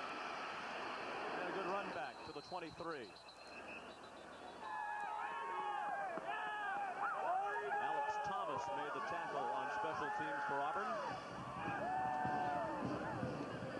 interceptions and a fumble. The 3 Georgia miscues, and all 3 have resulted in Auburn points. Well, it's been a mismatch on Georgia's offensive line and the defensive line of Auburn, the veteran players that they have. And then now they just have them down 26-0. They're just going to turn them loose. Joe Dupree thrown down. David Rocker, one of 4 finalists for the Lombardi Trophy, made the play behind the line of scrimmage. Watch David Rocker on this play. Watch him come off the block as soon as a snap. It's up against Lamont Tellis. He sees the sprint out, just goes right by Lamont Tellis, makes the tackle on Joe Dupree. He says he's a finalist for the Lombardi Trophy with some other good football players. And there's the finalists right there. David Rocker, Chris Sorich, Russell Maryland, the outstanding player from Miami, and Mo Gardner from Illinois, who's having a good year. Second down. Pass complete. Chris Broom, the tight end. Out to the 30. They'll spot him at the 31. Still 2 yards short of a first down. Auburn sent the linebackers on this play and left the zone open, the weak side zone, and they were able to find Chris Bloom on the crossing route. Georgia has 52 total yards. Auburn 219. Third down and 2 at the 31. It's a big third down play. Otherwise, we've got ourselves a route on our hands. He's seen a few 3rd and 2s. Dupree. Good moves. Joe Dupree out near midfield with a first down for the Bulldogs. But if you're a Georgia fan, this is the hope you need for the future when you see a player like Joe Dupree on the sprint out. This is a run all the way. Both backs are blocking. Leading up inside, Larry Ware makes a block. This is not a pass. This is a run all the way. Puts a good move on Dennis Wallace. Moves up the field. Finally is tackled down the football field. Picks up a key first down. Super Prep magazine named Joe Dupree the 7th best quarterback prospect coming out of high school nationally last year. He's out of Southwest Macon High School in Macon, Georgia. Garrison Hurst crosses midfield. He's down at the 47 of Auburn with a first down gain of 4 yards. The difference in the blitzing, Sean, that we're seeing from both teams, Georgia's doing a lot of their blitzing up inside. Auburn's coming from the outside. They know that Joe Dupree is going to be working the corner, so they're going to blitz from the outside. Here again, the linebacker just makes the play, stops number 56. Darrell Crawford just stops the fullback in his tracks. He makes the play on Garrison Hurst. Bunch of pressure from the outside from Auburn. 2nd and 6. Hurst up the middle to the 44. He picks up 3 more.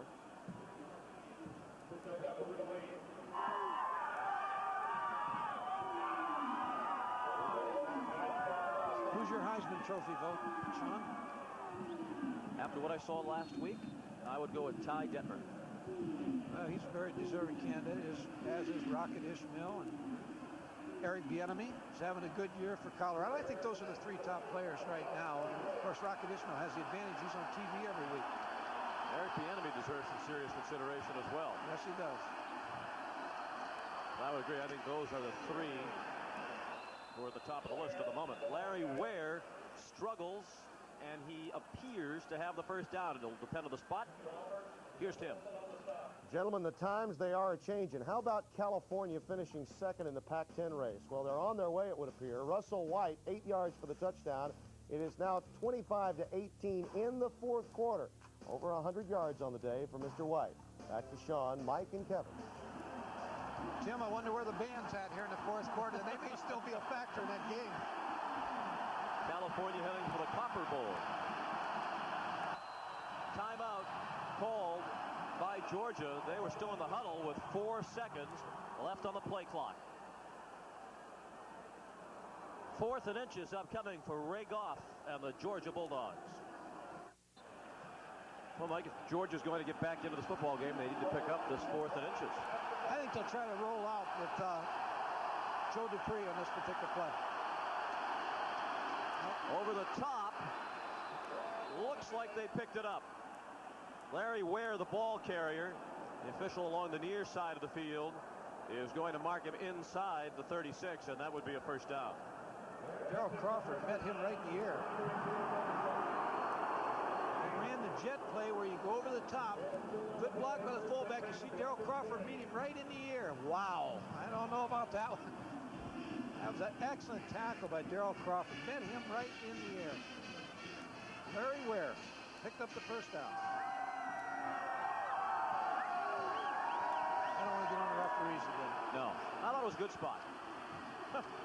Dupree has running room.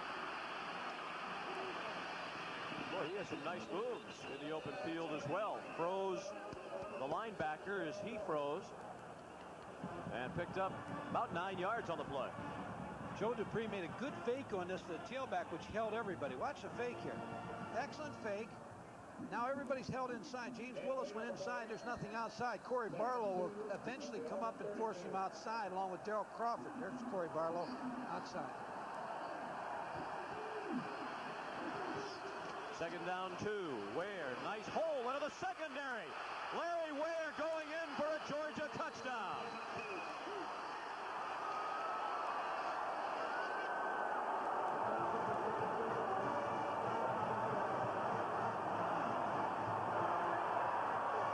Well, he made the people of Montgomery happy.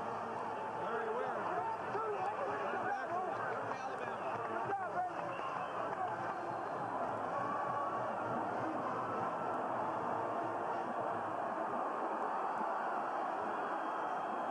Fifth touchdown of the year for Ware. John Casey to try the extra point.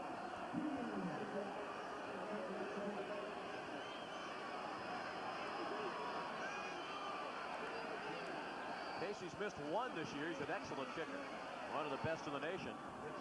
And that one is good. And with 6:48 left in the third quarter, it's 26-7 in favor of Auburn.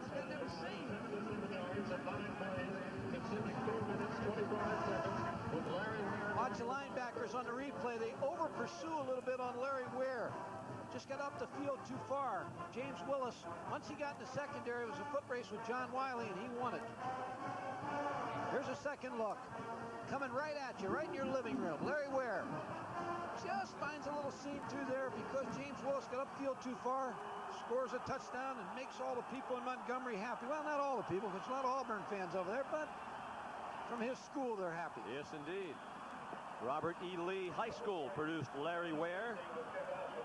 Far and away the best drive of the day for Georgia. 9 plays, 77 yards. It took 4 minutes and 25 seconds. Outstanding young man. Over there for the blue-gray game. He's an outstanding prospect, good student. Well, already on ESPN, we had one exciting comeback as Penn State came from behind to beat Notre Dame. Georgia has plenty of work to do if they're going to duplicate that feat. Good kick by Casey. Downed in the end zone by Pedro Cherry. Throughout the day, we've been asking for your vote. Who's your Heisman? 900-786-2255, the number. Bieniemy, Detmer, Ismail, Klinger, and more. The players you can vote for, and the updated standings find Ty Detmer. Do you think it was my endorsement? I think that helped. I think if the Rocket had been able to play in the second half and had kept on the pace he was on in the first half, that would have swayed some voters. On first down for Auburn, Williams into the secondary. Darrell Williams out to the 40, a gain of 20 for Auburn.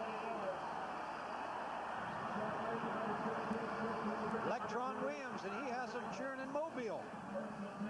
Runs the counter. Look at the guard and tackle leading. The backers are gone. Good blocks right there, and Electron breaks in the secondary. Al Jackson eventually brings him down. Exciting young runner for the Auburn team. Here's the second look. Watch the misdirections, what held the defensive linebackers and broke Electron through in the secondary. He was Mr. Alabama football in 1988. White's pass batted down. He's had several of those today. Here's Tim.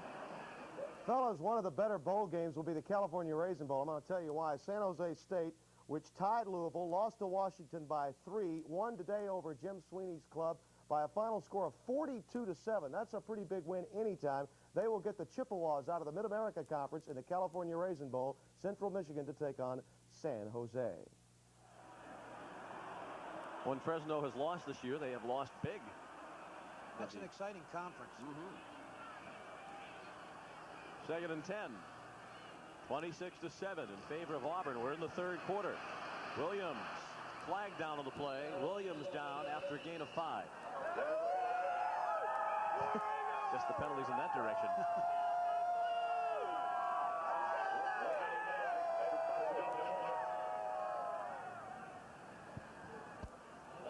Georgia was offside. That penalty will be accepted. Watch the right side of your screen. Georgia moved just a little bit. The defensive end right there moved a little bit, got caught in the neutral zone just before the pitch to Electron Williams. Penalties 5 for Georgia and 6 for Auburn. Been a pretty well officiated football game. Yes, it has been. Although I think you have some good ideas to improve the quality of officiating in college football. We'll discuss those as time permits. Now the officials discussing something among themselves with 2nd and 5 upcoming. Too much credit. Yes. Second down. Yeah, I think there's some things that they can improve in college football, and I think officials, there's some things we can look at that I think needs to be changed. 2nd and 5 from the 45 of Auburn. Williams. He runs hard when they hand him the ball, and he has a first down at the 49 of Georgia. Mo Lewis made the tackle for the Bulldogs. We're on a lot of misdirection with Electron Williams now. Now would be a good time to get a play-action pass with Stan White faking this kind of action.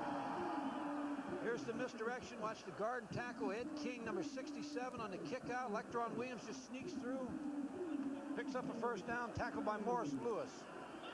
They're setting up a play-action pass for a big play off of that same type of action.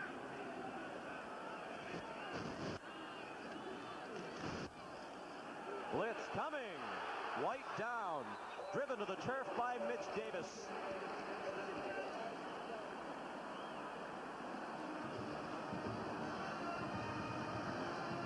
Just what I thought would happen. They came back with a play-action pass. Watch the fake to Electron Williams. I think Electron Williams has this block over here on Mitch Davis. He just got too far up in the line of scrimmage, and he couldn't make the block. They faked to Electron. He got too far up, couldn't come out on Mitch Davis to make the block. They were going to try to go downtown on a post route. Second sack of the year for the true freshman, Mitch Davis.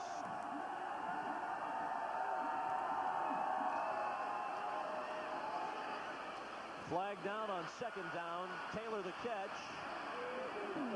He's back to the 49-yard line of Georgia. But first, let's check out the flag.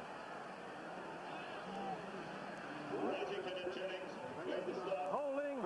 Offense. Second down.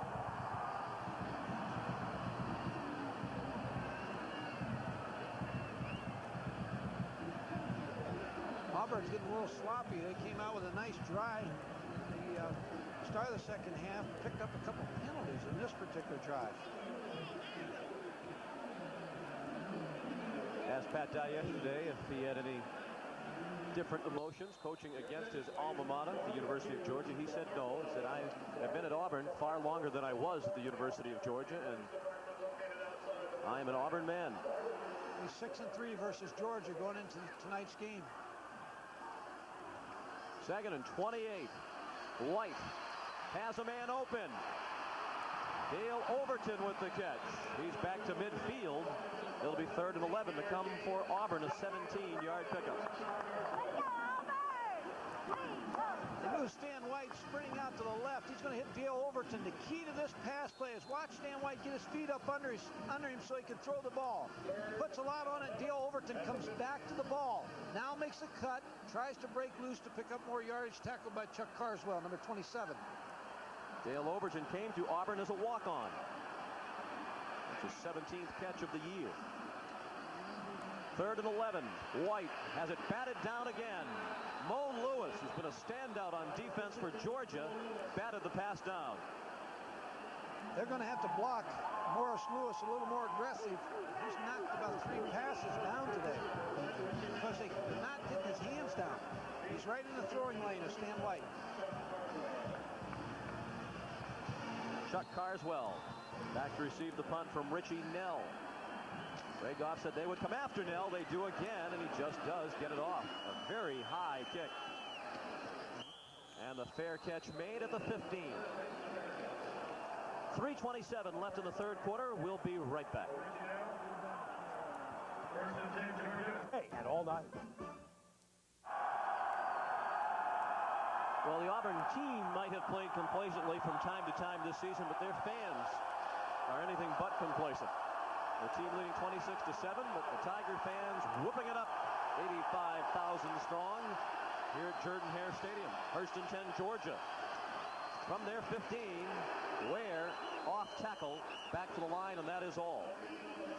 Mike, we mentioned moments ago that you had some thoughts to improve officiating in college football. Perhaps you could share them with us. Well, I think all the problems we've had with officials, I think number one, you need to hire one commissioner, one national director of all the officials. Number two, make areas, take it away from the leagues. You can't have an SEC officials group of Big Ten. Make the East, the Independents, the ACC, the West would be the Pac-10 and the WAC officials. But instead of being called officials from a league, they're officials from an area. Number three, no split crews. So your area officials would be the officials that would represent every game. Four, I think, is an important one. I think the coaches and players, I see it more and more, and of course I was guilty of that when I coached too, of inciting the crowd or getting in an argument. There ought to be a 5-yard penalty. It's like a technical foul because people won't throw the flag and make it a 15-yard penalty. And if you get 2 of them, you're out of the game. And then the last thing is sudden death like the pros do. An extra quarter to break a tie.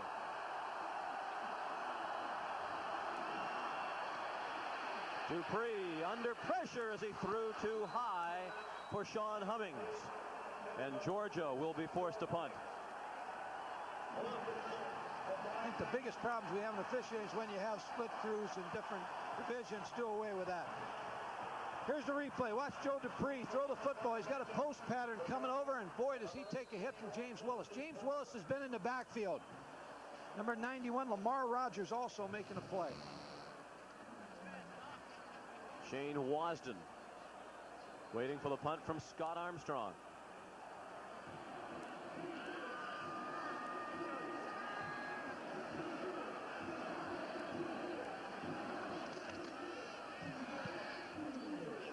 Short wobbly kick. Wasden falls for the fair catch on the run. Auburn begins at its own 47. Thanksgiving Day. We hope you'll make a part of your holiday. CFA football on ESPN. 7:30 Eastern time. West Virginia takes on South Carolina. It's been a disappointing year for those two teams, but a nice way to finish up the season would be with a win on the holiday. Well, both teams have good coaches. They're young teams, and they'll be back next year. 2:07 to play third quarter. Auburn with the lead, 26-7. White dumps it off to James Joseph. He's struggling for first down yardage. He didn't quite get there. He picked up 8 to the 45 of Georgia. Eventually, we should see where Auburn is going to gain an advantage from the substitutions they've had in the first half. They should eventually wear Georgia down. With that completion, Stan White has just become the first freshman in Auburn history to pass for 2,000 yards. He's thrown for 161 yards tonight. He's over 2,000 for the year.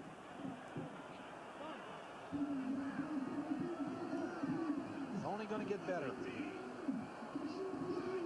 Here's the offset with the fullback not in an eye position, so he can get out in the pass pattern. White going deep. It is caught. Looked like Carswell would pick it off, but Herbert Casey made a great catch at the 5-yard line.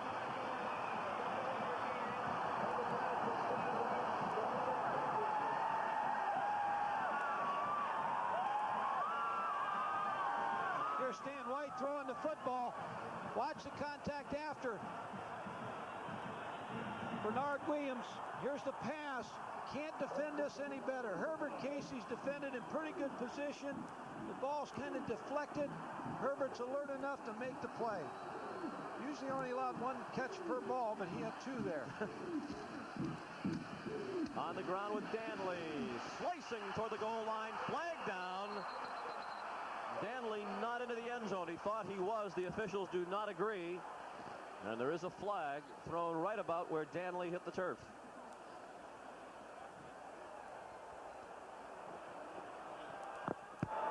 Holding. Offense. Be a first down. Usually when you get a hold call on a toss sweep, it's on the tight end, because that's where it looked like the call came from the official in the far left corner of the end zone. Pat's not real happy about it, but not showing a lot of emotion. Mrs. Dye isn't very happy either. That is Sue Dye. Yep, she threw her hands up. She thinks we ought to have a regional director of officials, too. Either that or she's a little camera shy, one or the other. Auburn inside the 20. They've struggled in the red zone today, and they have to use a timeout. Time was about to tick off on the play clock. White saw it, and he uses the first timeout called by Auburn here in the second half. 25 seconds left in the third quarter.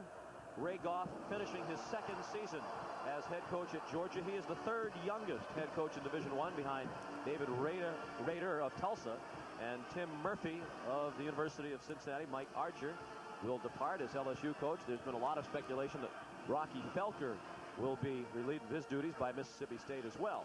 Well, Rocky Felker won a big game today. How can your university academic group come forth with a statement I believe it was 3 or 4 days ago, where they said, when we hire a new coach, we want him to be strong in the area of academics and also never to have any problem with the NCAA. And here Rocky Felker won a big game day. I hope Rocky Felker's able to hold on to that job.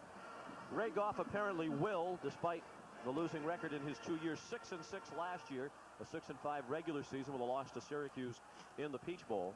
And at the moment 4-5 with 2 games left to play, including this one. 4-7 is a distinct possibility. Georgia Tech, the final game of the year in Athens for Georgia this year. But as Vince Dooley said, they've recruited well and they hope the future's bright. Well, the graph on those young coaches, they're in tough jobs, and sometimes it takes a little longer to build a program. On first and goal to go, White lost the football. It's caught in the air by Georgia. Now a struggle for the football. It's Frey. Whose ball will it be? It will belong to Georgia back at the 31-yard line.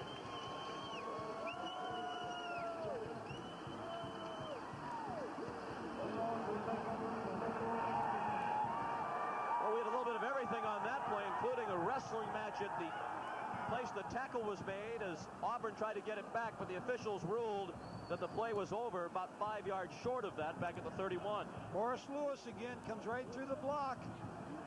Stan White makes a bad decision right here. Just take the sack.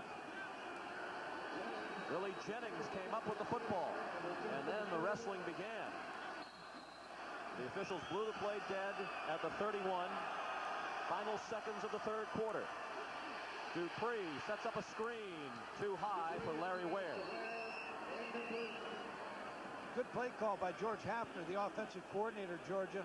Feeling the pressure. The screen was open. Joe Dupree just threw it too high. He knows he made a mistake.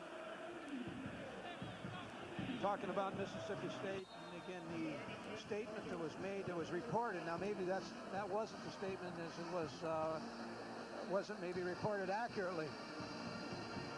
But it's very difficult. It's a tough profession. There's the Georgia coaches trying to get something going with their offense. And in the upper right portion of your screen, you saw Vince Dooley in an adjacent booth. Ware running left, needs to hurry to turn the corner. He can't do it. The play strung out nicely by the Auburn defenders, and the tackle made by Ricky Sutton, the sophomore from Tucker, Georgia. End of 3 quarters, 26-7, Auburn.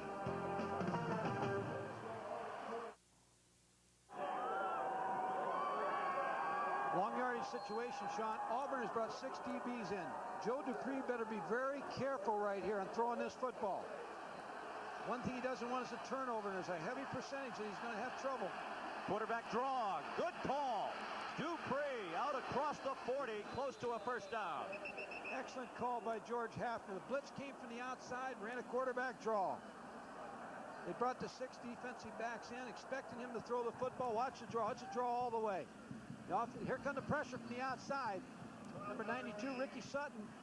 Defensive backs are too far away. John Wiley makes the play. Good call by George Hafner. George used to coach at the University of Pittsburgh, Iowa State. Jack worked with Jackie Sherrill. We mentioned when Dupree came in, he's a good runner, not as accomplished a thrower, at least at this point of his career. And he's going to have to burn a timeout. Plenty of confusion on the Georgia side as the play clock was down to 6. And they still were not in sync in the huddle. Still a big lead for the Tigers. Versus Auburn is being brought to you by Jeep. There's only one Jeep. And by Budweiser, the king of beers. Remember, know when to say when.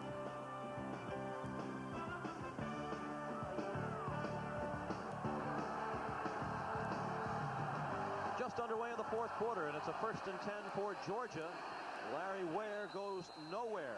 He bounced off Darrell Crawford and went down to the line of scrimmage. Darrell Crawford has had an excellent game today. He did not take the fake of the counter. He sat right in the hole where the ball was coming and made a big league tackle. He's had an outstanding football game. 6'2", 226 junior.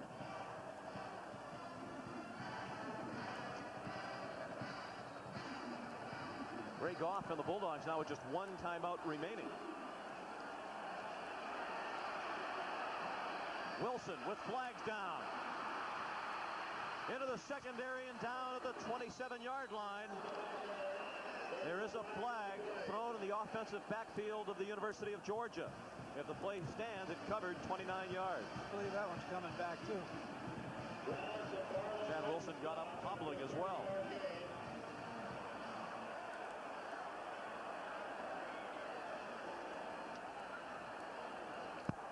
Shot block. Gets the offense. 15 yards. 3 and out.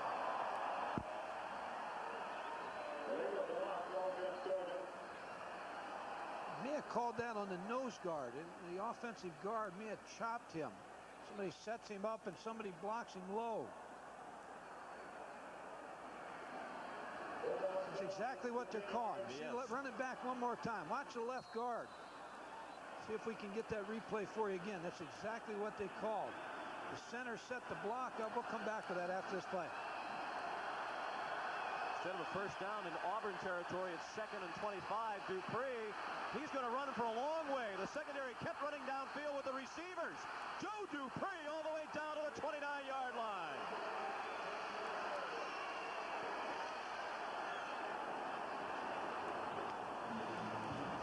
Auburn was caught in the blitz. The reason the receivers and the defensive people run down the field was man coverage. Here comes the blitz. Watch the linebackers inside. James Willis. Now the reason there's no one there, everybody's running with their man in man coverage. Eventually they'll come off. And Corey Barlow makes the tackle. 43-yard gain for Joe Dupree. Now Ware off left guard to the 26 for a pickup of 3. Here's the replay of the chop block. Watch the center. He sets up the middle guard. Watch number 70 now. He's going to come in and hit him low in the knees, and that was the call right there. Set up like you can't set somebody up and then somebody come down and block him like that. But they made up the yardage, Sean. We're back down here in the red zone. On 2nd down, Dupree again with running room. Dupree inside the 20, 1st down Georgia. He got to the 17 before he was driven back, and Ray Goff's Bulldogs are on the move. He's an exciting young player. He challenges that corner on the sprint out. Now that was a pass run option. Dennis Wallace eventually came up and made the play. A lot of Georgia fans in this end zone where Georgia's heading into. It's a great Southern rivalry. Yes, it is. This again makes college football. It's exciting. About a 3.5-hour drive to Athens, Georgia from Auburn, Alabama. This time they try the fullback up the middle, Alfonso Ellis, to the 50 for a gain of 2 on 1st down. Darrell Crawford again having a big-time game. Just makes the play on the fullback. Alfonso Ellis, that was the first part of the option. They've been running the option successfully early in the ball game. Now here's the give to the fullback. There's Darrell Crawford, liberal arts major. Second and 8 for Georgia at the Auburn 15. Bulldogs trail 26-7. Ellis again up the middle. Alfonso had a terrific freshman year, rushed for 292 yards. He's now a senior, and that freshman year is still the best year of his career. He's been bothered by knee injuries. Last year he only carried the ball 19 times because of that knee problem. I think if I'm Ray Goff, I use 2 plays here to get this yardage, Sean. On the other side, you got Wayne Hall, the defensive coordinator from Auburn, an outstanding football coach and graduate of the University of Alabama. Was coached by Pat Dye at Alabama. Georgia has to hurry. 2 seconds left as they snap it. Dupree looking to throw it. He better get rid of it. He can't.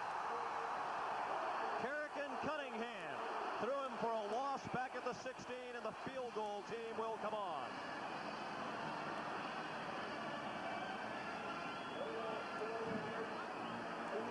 Can't go to the well too often. Run that sprint out and had success with it, but Carrick and Cunningham will come off the corner. You'll see him right here, along with James Willis, make the play on Joe Dupree, forcing the field goal. John Casey, 15 of 20 in field goals this year. This a 33-yarder, and it is good. It's Auburn 26, Georgia 10. So Georgia is now within 2 touchdowns and 2 two-point conversions with 10:09 to play. Or get 50th anniversary discounts on select 91s. 26-10 Auburn with 10:09 to play. John, it's not out of the realm of possibility he'll onside kick this play. You're down by 16. You only have 1 timeout left. Got a little momentum going. It'd be a risky decision, but it's not out of the realm of possibility. Maybe thinking that way. Casey. Short kick. Taken by Herbert Casey. Look out. Herbert Casey up the sideline and out of bounds at the 38-yard line. Here's Kevin Kiley. All week long, Pat Dye's been talking about getting his team to be enthusiastic, playing together. He was looking for an effort offensively and defensively that would bring this team together. Tonight, I think he has it. I think the incentive is that Tennessee won today, beat Mississippi. Auburn now has a shot to tie for the conference title, and that would be 4 consecutive conference titles for Auburn, a new school record, and 1 short of the all-time record of Alabama. Back upstairs. In the past, when teams have been tied for the SEC title, the Sugar Bowl committee has taken the highest-ranked team. That would be Tennessee at the moment. Nearly an interception, as Taylor was the intended target, and Wynn broke it up. Here's Tim Brando. Gentlemen, another team already bound for a bowl bites the dust. John Hopkins of Stanford with a field goal in the closing seconds knocks Cal out of second place in the Pac-10. And you could call this the revenge of the band game in '82. We'll explain why on the Residence Inn scoreboard. Gottfried, even you wouldn't believe how a coach could lose this game. I believe anything. You know what Kevin Kiley was talking about? I think Pat Dye right now is thinking to the Alabama game. He'd like to get his team more in sync for that big ball game in 2 weeks. He has this game under control, barring any unforeseen happening. Stacey Danley swarmed under at the 40, a gain of 2. Wynn up from the secondary to make the play. Georgia defense has really played well. As you see Pat Dye and Pat Sullivan getting ready to send the play. And Richard Bell, used to be the head coach of South Carolina, has done an excellent job with his game plan tonight for the Georgia defense. Pat Dye, again, has great success. And finishing with Georgia here, you got a great rivalry here. And in 2 weeks, you got the big rivalry with Alabama, Gene Stallings. 3rd and 8. 9:15 to play in the 4th quarter. Auburn has a 16-point lead. White on the run. Taylor to go through his hands and caught by another Tiger.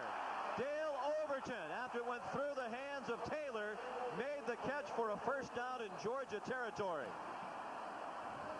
Well, in practice, receivers will work on a tip drill, and this is exactly what it is. It's not planned, but you've got to be alert. Dale Overton is. Here's the throw right through the hands of Greg Taylor. Now here's the tip drill. Dale Overton diving, makes the play. It's all those drills somewhere along the line pay off.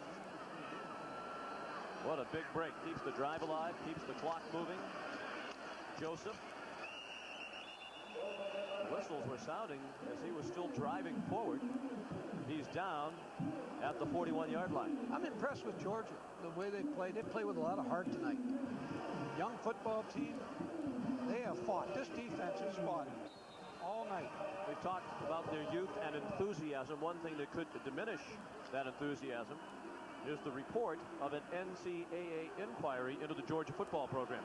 Georgia has not received word from the NCAA that it is being investigated, but there have been a couple of published reports in Georgia newspapers that there is an investigation underway.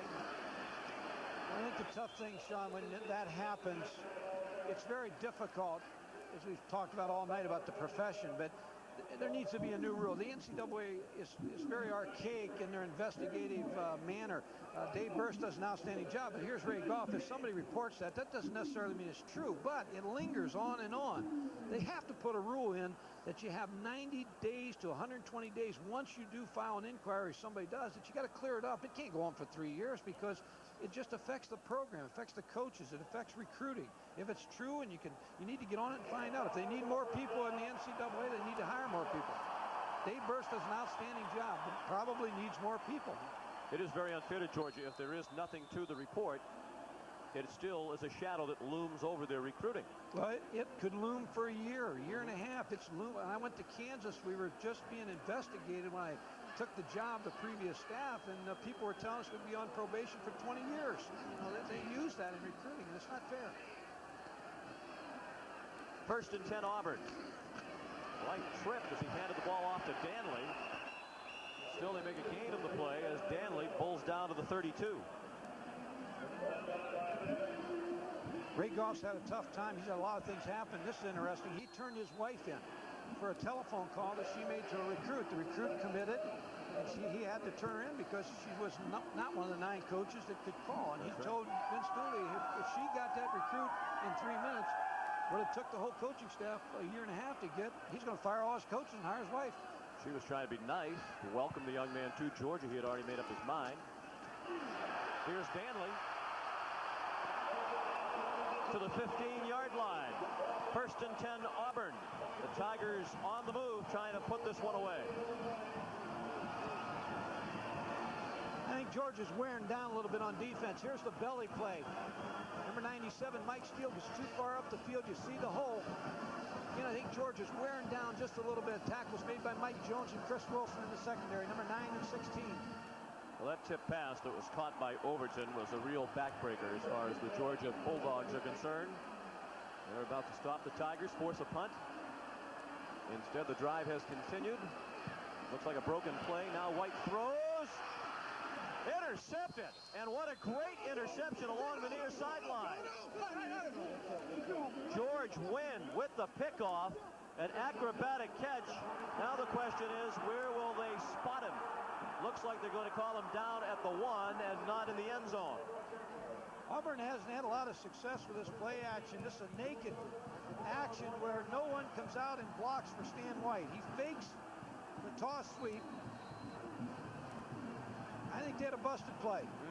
Fullback was supposed to come out and block the outside backer. Morris Lewis under pressure through the interception.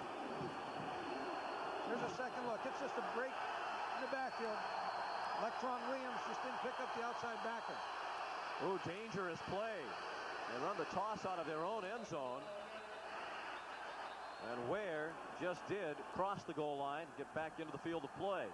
The interception for George Wynn was his 3rd of the year. That leads the Georgia team. Here's another look at George Wynn's interception. He just goes up and takes that ball away. I think he took it right off the helmet of Pedro Cherry. Pat Dye has to worry a little bit about his red zone play tonight, where you get the ball inside the 30-yard line and you can't translate those plays into touchdowns. And that's got to be concerned for 2 weeks from now. Dupree just trying to get some breathing room, pushed it out to the 5. 3rd and 6 upcoming for Georgia. And time very much a factor now. 5:25 remaining in the 4th quarter. Pat Dye and the Tigers in possession of a 26-10 lead. Georgia has, if they have any chance to win this football game, they've got to throw it and get out of here. Dupree will throw out of his own end zone to the near sideline. No chance. That was well out of bounds. Thrown in the direction of Kevin Maxwell.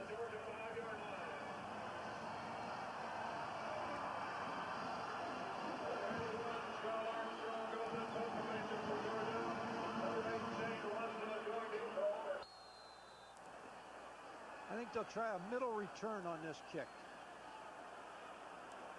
Try to spring Shane Wasden right up the middle of the football field. A middle return.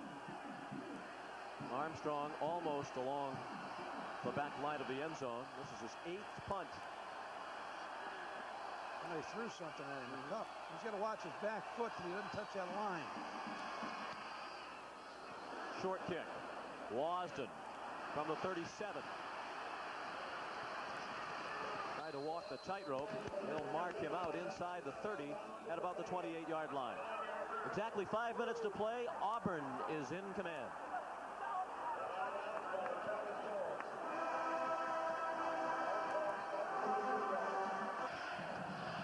Watch Jason Merchant, number 96, come through the offense right here on the right side. Here he comes through. Now he's a red shirt freshman. He's going to leave his feet. Look at this youthful move right here. Look at this block.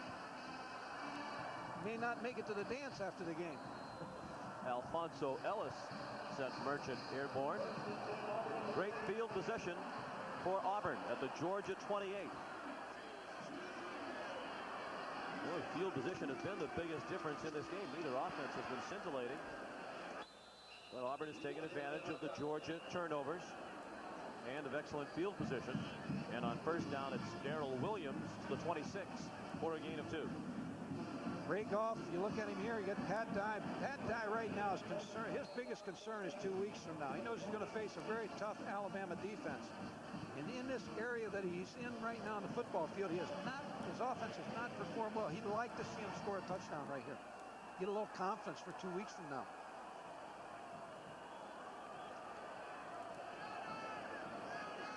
Second and 8.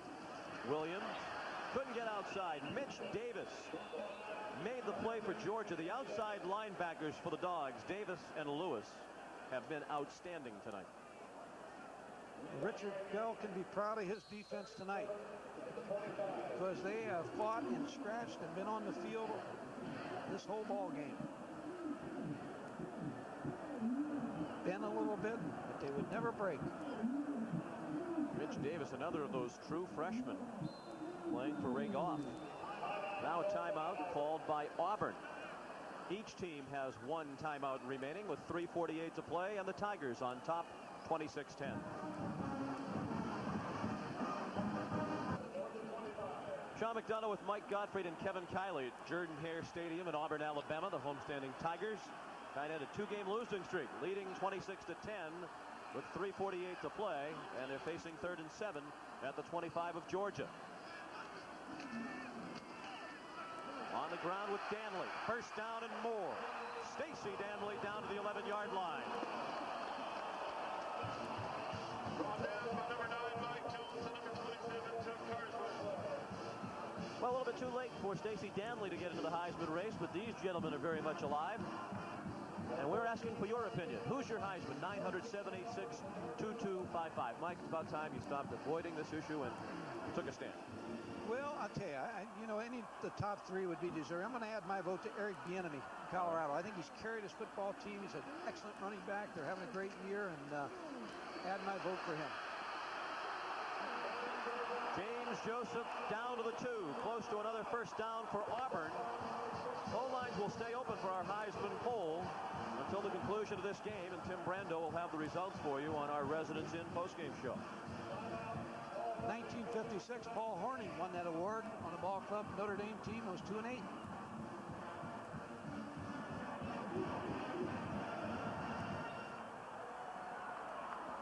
Do you have any other fun Heisman facts you'd like to pass along as they measure? I think that's interesting because, again, Notre Dame being on TV, Rocket Ismail is probably the favorite and deserving favorite. He's a deserving favorite. Ty Detmer will probably be on TV only one more time in a bowl game. You to see the Rocket next week, and then you see him. Ty Detmer has a game left in Hawaii, a game we volunteered to broadcast. Well, I think we should go over there. There's Pat Dye. He's got his hat off. He'd like to see a touchdown here, even though he doesn't want to run the score up. He's more concerned about the Battle of Alabama. Get his offense untracked. Residents in College Scoreboard. Tim standing by to bring you up to date with all of the day's activity, which will include an Auburn win. Touchdown, Stacey Danley.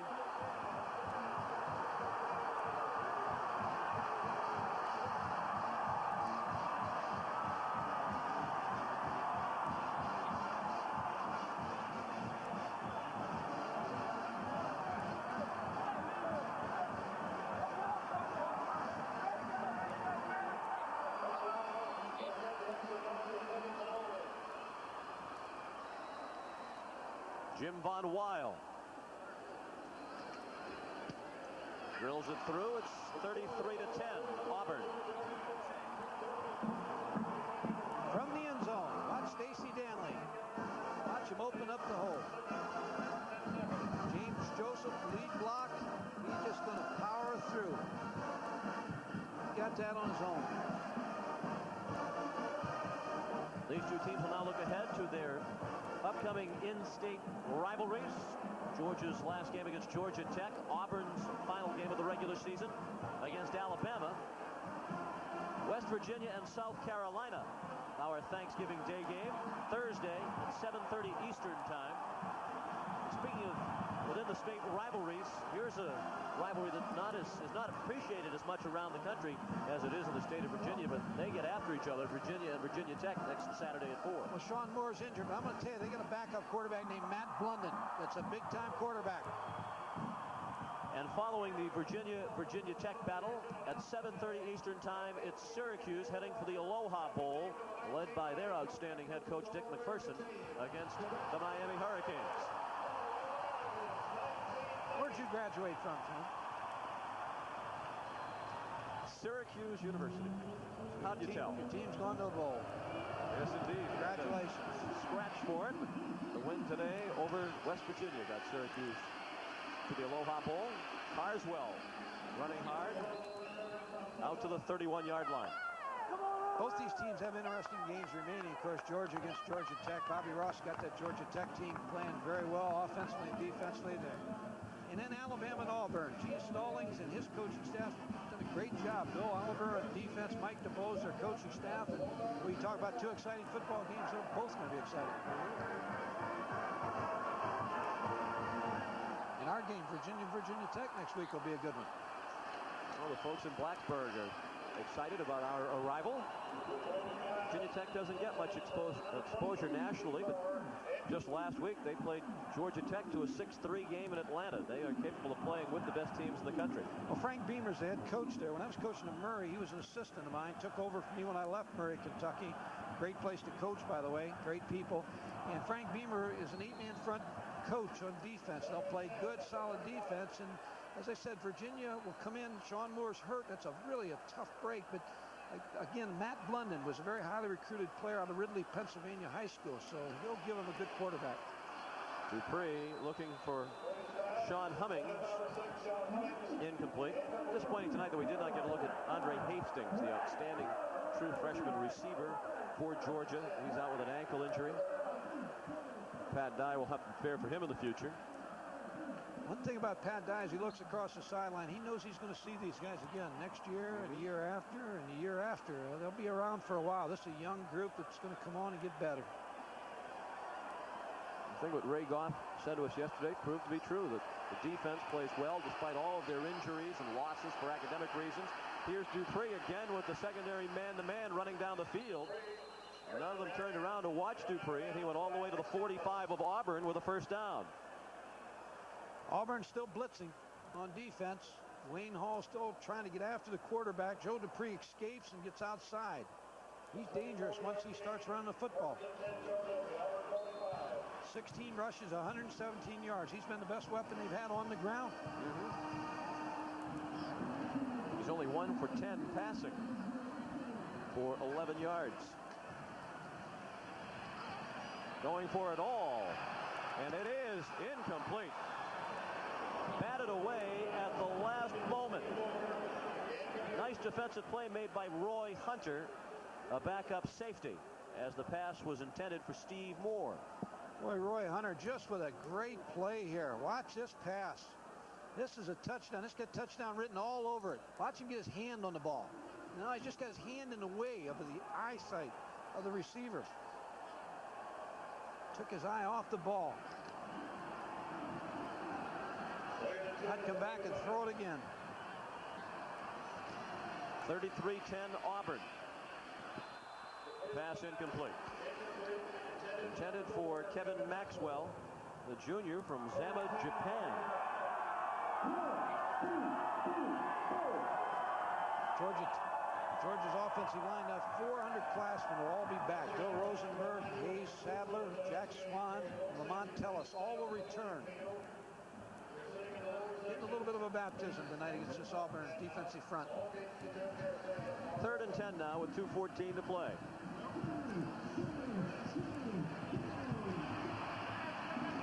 Dupree. Out of bounds at the 40-yard line.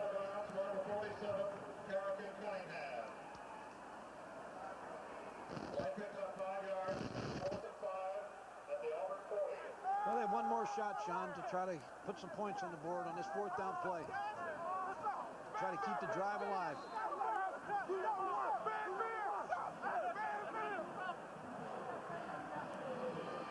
His best possibilities to try to run the football, go back, set up the throw, and take off. It has been the best play tonight for Georgia. 4th and 5. Heavy rush, thrown and incomplete. Intended for Shannon Mitchell, the tight end. John Wiley, the first team All-SEC safety man, broke it up.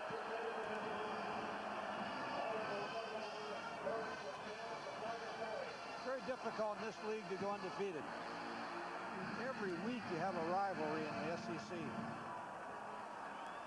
Very strong football teams in this conference. Tonight's Visa players of the game are from Georgia.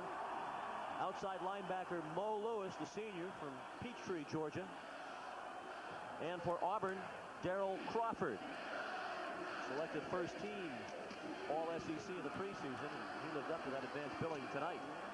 That's Alex Smith struggling for yardage, the junior from College Park, Georgia.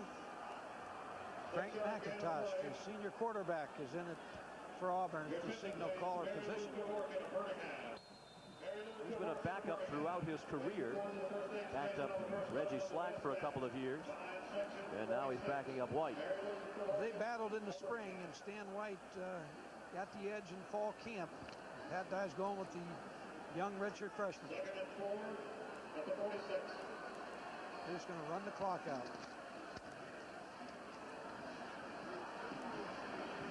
Smith out of bounds. Want to take this opportunity to tell you that as part of their continuing effort to further the development of amateur athletics, Visa is proud to donate $1,000 to each of these universities and $1,000 to the U.S. Olympic team on behalf of our athletes of the game, Mo Lewis and Darrell Crawford.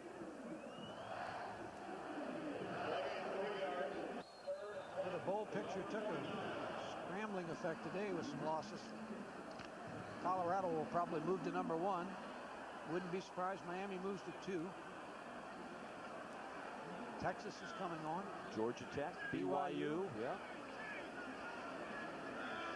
Well, Edwards told us last week that he didn't think his team was still in that national championship picture, but he might have been a little bit premature in saying that. The Tigers pick up the first down. Colorado has the best advantage now. They'll go into the bowl number 1 against Notre Dame in the Orange Bowl, so it's theirs to win or lose. Auburn will pick up a very important SEC victory.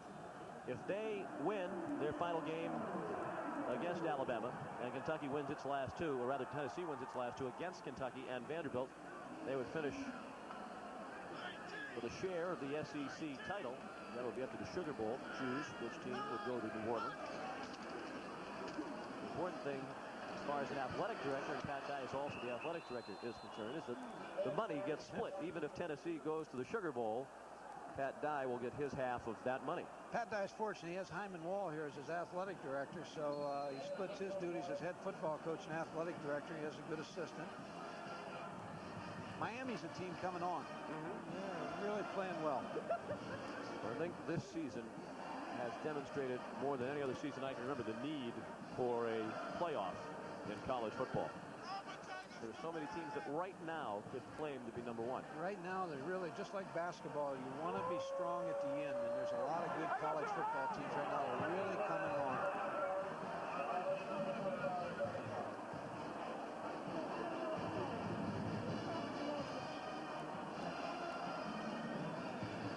The delay of game penalty walked off against Auburn, and the final play of the game is upcoming.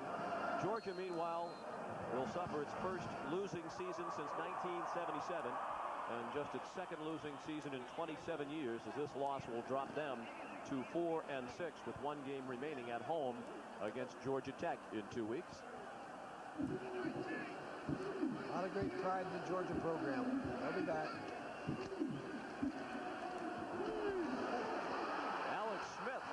Make the last play of the game memorable as he rambles down the sideline, and finally they knock him out of bounds at the 13.